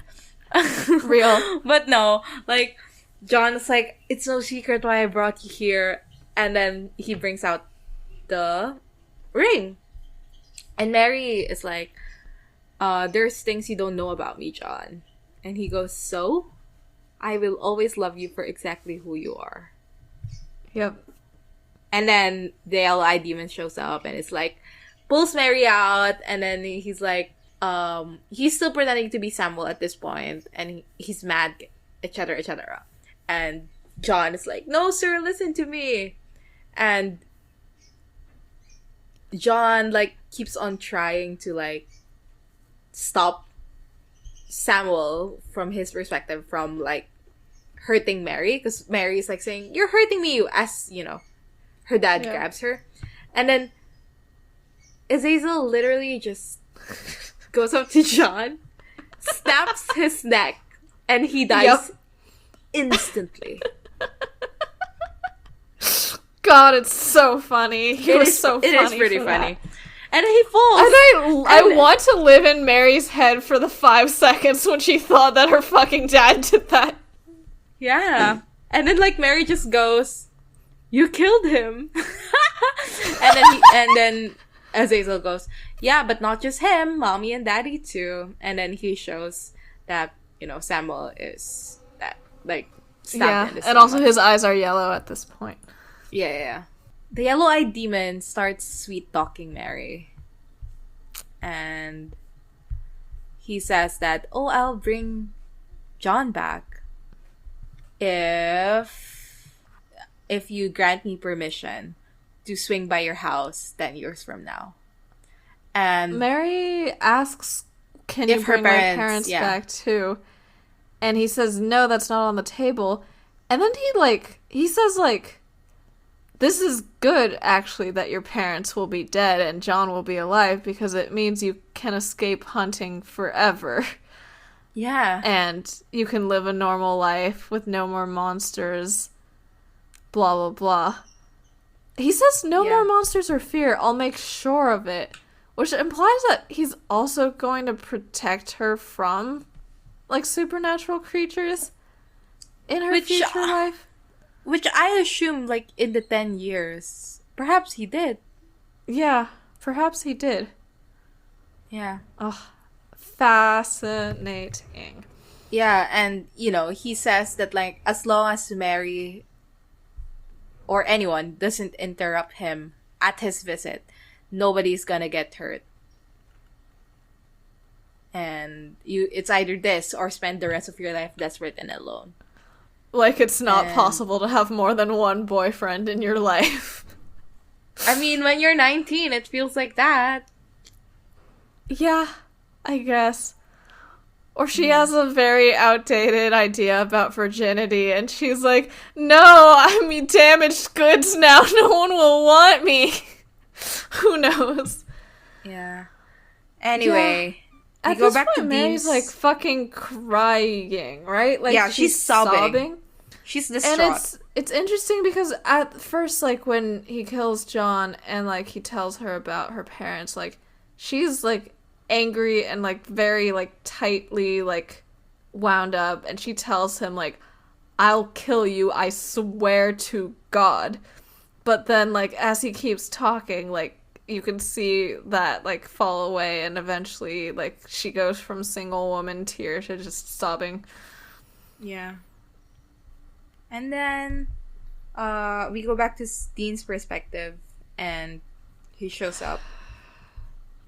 Mary is already kissing Azazel. In his Azazel. Graphic. Yeah. In her dad's body. It's graphic. There's, like, tongue, and it lasts way too long. Yeah. Yeah. And Dean has the Colt. But before he can shoot, like, Azazel gets out of the body, and then John comes back to life. Yeah. And John and Mary are cradling each other as Cass appears. puts a hand on Dean's shoulder. And Dean turns around. This is one of those iconic ones. The turning. You know, like how in AMVs, like, people would do that. Like, yeah, they have this touch a lot. Yeah. Is it because the hand is on his shoulder? Do you remember which shoulder Cass put the hand on? No, I don't think so. Do you think it's the hand? No, I mean, shoulder? I remember where the hand is, and I don't think it's the handprint shoulder. Oh, okay. Sad. Yeah. But they do the looking back thing a lot in Supernatural with Dean and Cass. I love it. Yeah. Yeah. And yeah. They disappear. 1973. And I love how also, like, the lingering shot is done. Because Dean disappears, right? Yeah. But the camera doesn't disappear with him. We stay a bit on John and Mary and Samuel. Yeah. And I quite like that because, like, the story has ended from Dean's perspective, but these people, John and Mary specifically, still need to live through this. And there's a sense of that. Yeah. Also, just every shot of this last scene is, like, iconic. Like, this scene of, like... Because, like, it's dark and everything is just lit by the headlights of the car that Dean stole. So, like, Azazel turning around, like, with his yellow eyes, and, like, Mary turning around and looking like a deer in the headlights, sort of, like, so scared and sad and stuff. It's, like, it's good. The shots are good. They're iconic. They're very screenshotable. So we get to the last scene. Dean gasps awake in the motel, and it's presumably, like, the same day or whatever. And Cass is... Also, is he still sitting on the bed?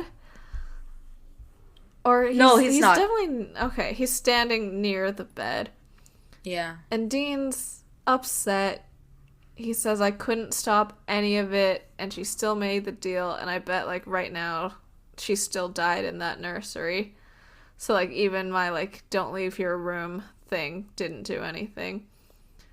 And Cass says, don't be too hard on yourself. You couldn't have stopped it. And Dean, like, stands up and goes, what? Sorry, dude.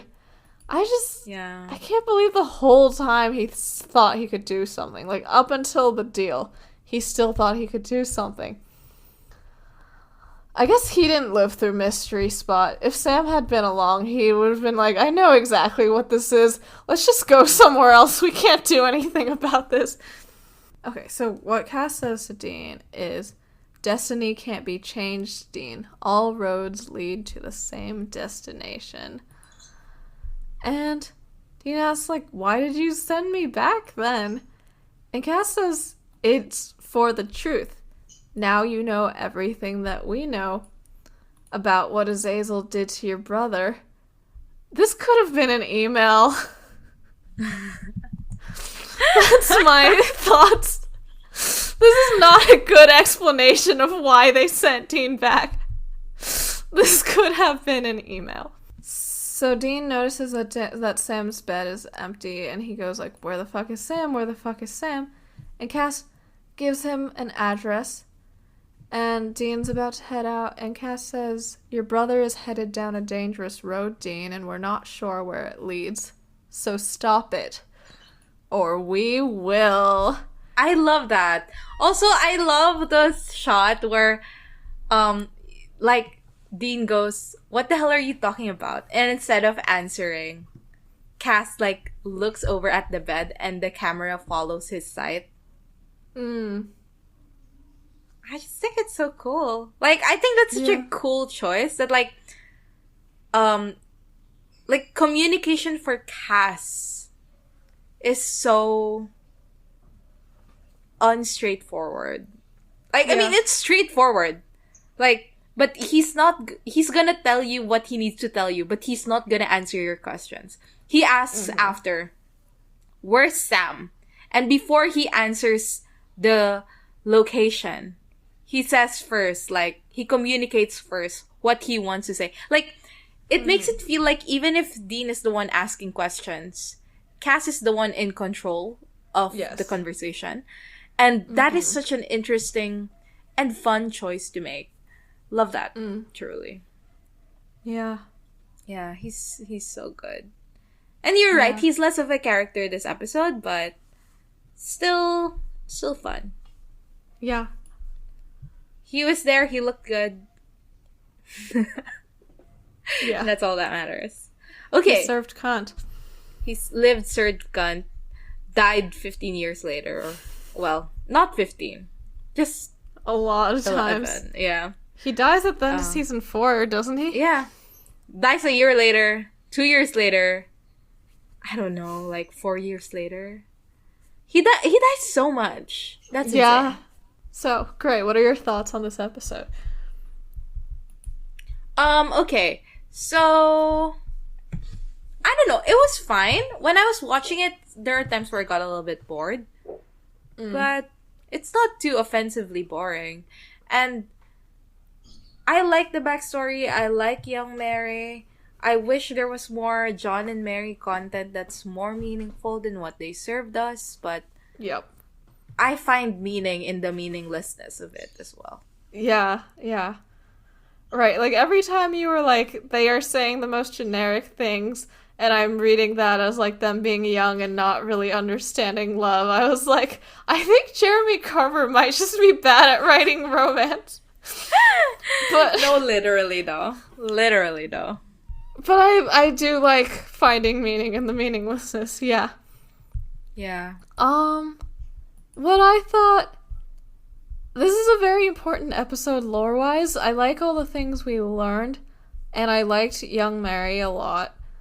I think you're right that there are moments when this episode is boring. Like, the concept is great, but, like, I feel like as an email it would be about as good as it is as an episode. As long as the email included, like, some screenshots of the nicer-looking shots and Mary's big eyes.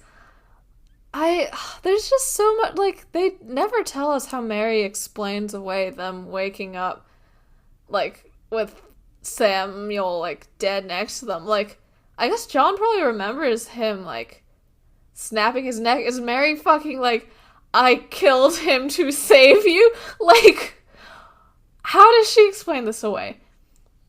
We'll never know. And that's sad. Like, we got attacked, and my dad, I mean, I really don't know. Maybe, like, there's, like, a memory wipe. Maybe. That happens, like, with the angels in... It like, happens with the Anna. The song remains the same, but I don't think it happens here. Unless Azazel... okay, that's true. Azazel could have memory wiped it, but they are still waking up next to the corpse of her dad, and they're still going home to her house where her mother lies dead on the kitchen floor. Like, I don't see how they're gonna deal with that.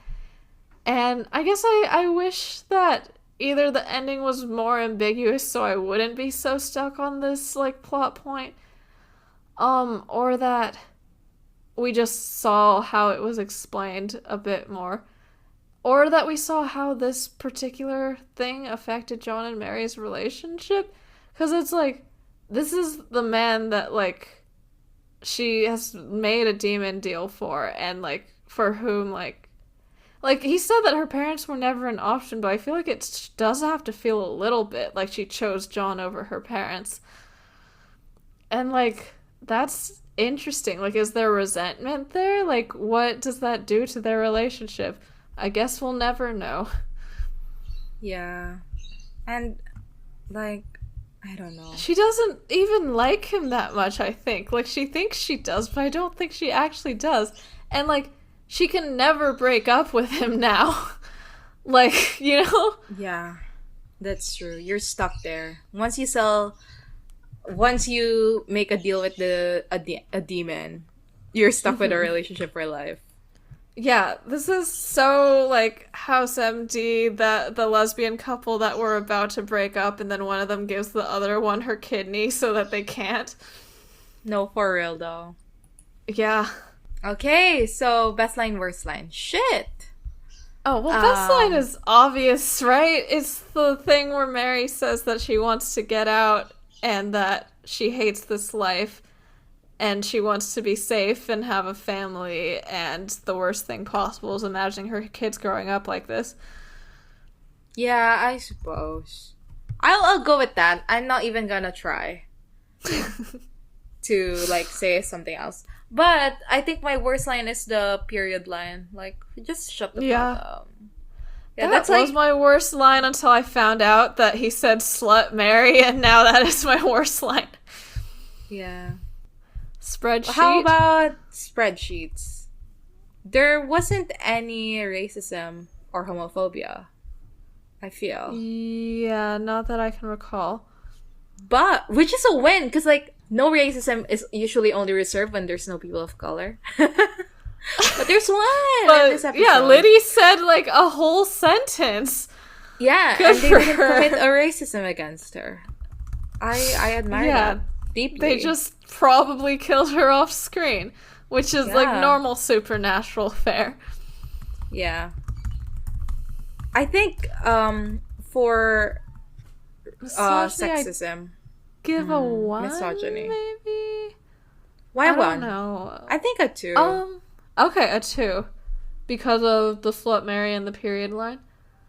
Slut Mary period line, and also Deanna's and also him being, like, Deanna being such a housewife, and also just I mean, the weird incest kiss, I don't think, like, Deanna being a housewife is a bad thing. It's just that, like, especially given that this is, like, a period piece in a way. Like, I don't fucking know. But, like, you have to think of it in, like, this is already an unconventional family, you know? Like... Right, yeah. I don't know. I think it's... So... Actually, right, maybe I'm retracting it. Okay. Yeah, like... I don't... Actually... I'm less offended by what her role is and more of they just didn't give her anything. Yeah. Like, I understand that Samuel comes back. Like, he becomes a feature character. But they did not know that here. So, why is it that the father in a hunting family, who is a hunter, gets so much of the screen time than the woman... the mother of the family, who is also a hunter. Like, she's also a hunter. And we've seen other hunter couples before. Like... like Tamara and Isaac, and they're very, they're equally matched. Yeah, they're of equal footing. And this one feels like not that. And, like, I understand that, you know, it's complicated, blah, blah, blah, blah, blah. But, like, with Supernatural, like I said earlier, like, misogyny in Supernatural is, like, the misogyny, like, the misogyny being a critic to the misogyny is, like, I feel like it's giving it too much of a benefit of the doubt type situation. Yeah. I agree with that statement. Also, like, it would have just been cool for Dean to know his namesake. Yeah, that's a good point. He literally was named after her. In general, don't people care about their grandmothers more than their grandfathers? No, for real, though. No, for real. Yeah. Do you think that's like because we both grew up girls, and we both grew up in, like, Asian households. That's true. Do you think that's, like, universal? That everyone likes their grandmother better. Yeah. Huh. So good point. I don't know. Oh shit. I accidentally clicked the IMDb page, but it didn't load. I was able to click away before it loaded. Yeah, but okay, let's go on IMDb. What's your rating? I mean, I think time travel's cool. I feel like people would think time travel's cool. So... I feel like I think people would think time travel is cool, but, like, it's one of those situations where you make a little mistake and it's like, oh, they're doing time travel exactly like this one movie, and it's not cool that they're ripping this movie off. True. Or they it's do like get quite mad about that. Yeah, or it's a matter of it's time travel and all the fallacies, blah blah blah. So I think it's cool, but like people get up in arms about it a lot. Okay, well, are you there, God? Got an 8.5. I think this is gonna get higher than that, so I'm gonna guess an 8.7? I'm gonna guess an 8.4 actually. I'm going the other direction. Okay. Okay, let's check. Holy shit! It's a 9.2. Oh, damn. Okay. Let's see what the people have been saying. One of the better episodes. Well, I mean, there's true, a lot I of guess. episodes of Supernatural. Yes, this is in the top 50%. I agree with that. Yeah, this one says this is one of my most disliked episodes. It doesn't fit within the show. Time travel element is poorly thought out and feels much more sci-fi than horror fantasy. It is pretty obvious that the writers eventually realized their mistake, as 2 future episodes are devoted to retconning and smoothing out the plot holes this episode introduced. Story changes for the worse. I don't get how this episode is so highly rated. The guy they picked as John Winchester was a total miscast. Aside from being a pretty boy, he was a big wuss. Well, wait, okay. But John was like a big wuss before Mary died. Isn't that the point of John? No, they said John was manly, tough, and strong before Mary died. No, the he story was fucking better. wasn't. I thought the story was better before making Mary the Hunter. As a woman, I love strong, empowered female characters like Jodie and Donna. But the writers got John all wrong. They didn't have to make John weak and clueless. This is A so strong funny. woman would never respect a weak guy. That alone, I have to knock 7 stars off the rating. They This do is not hilarious. know. They do not From know the appeal of... 2020! From October 2020! This isn't from 2008. This is from 3 years ago. This person does not understand the appeal of men who are just little guys, who are poor little guys, little weak little guys. God. This fucking sucks. Okay. I mean, that's pretty much it. Like, those are most... That's so funny. Like, when we go read reviews, we just read the ones that are negative and then, like, go, yeah, it's fine, we're good. No, but literally, though. Like, if they're just gonna compliment Supernatural, I don't need to hear it. Yeah. Yeah. So... Yeah. Do you agree that, like, Mary being... It's been 3 hours? Yeah. We've been recording for so fucking long. Okay, yeah, what were you gonna say? Do you agree that Mary being, blah, blah, blah? Mary being the hunter makes the story 100 times better. No, yeah, for real, though. And, like... The story would fucking suck if Mary wasn't the hunter. Like, she comes back. Yeah. Like, I feel like people ignore that. She comes back, and that story is compelling because she was a hunter. Yeah. So, yeah. That's my hot take. Cool. No, I think that's it for this episode of Busty Asian Beauties. Next week, we will be discussing Season 4, Episode 4, Metamorphosis. Are we? Is that what we're discussing? Leave us a rating or review wherever you get your podcasts. Follow us on social media. We are on Twitter at twitter.com/beautiespodcast and on Tumblr at bustyasianbeautiespod.tumblr.com. Our official tag is BABPod, BABpod. Thanks to everyone who's donated to our Ko-fi at ko-fi.com/bustyasianbeautiespod. And check out our merch at babpod.redbubble.com. Yeah, you can email us any feedback, comments, or inquiries at bustyasianbeautiespod@gmail.com. See you guys next time. Bye! Bye!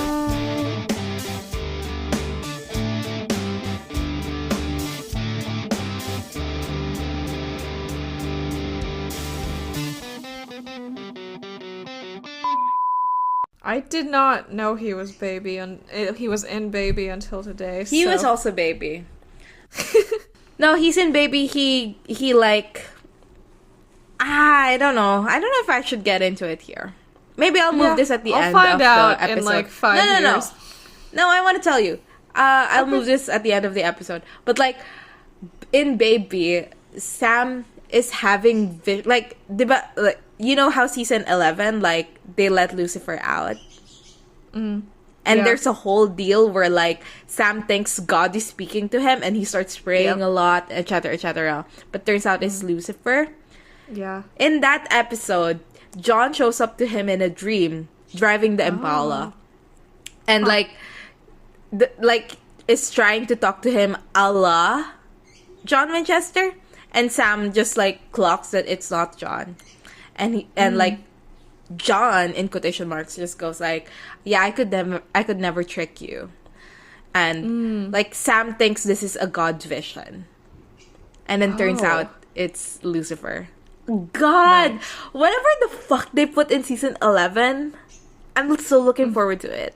Like, season 11 is so good to me. Eileen's in it. Eileen's in it, and also it's so devastating. Like, it's such a sad, sad season.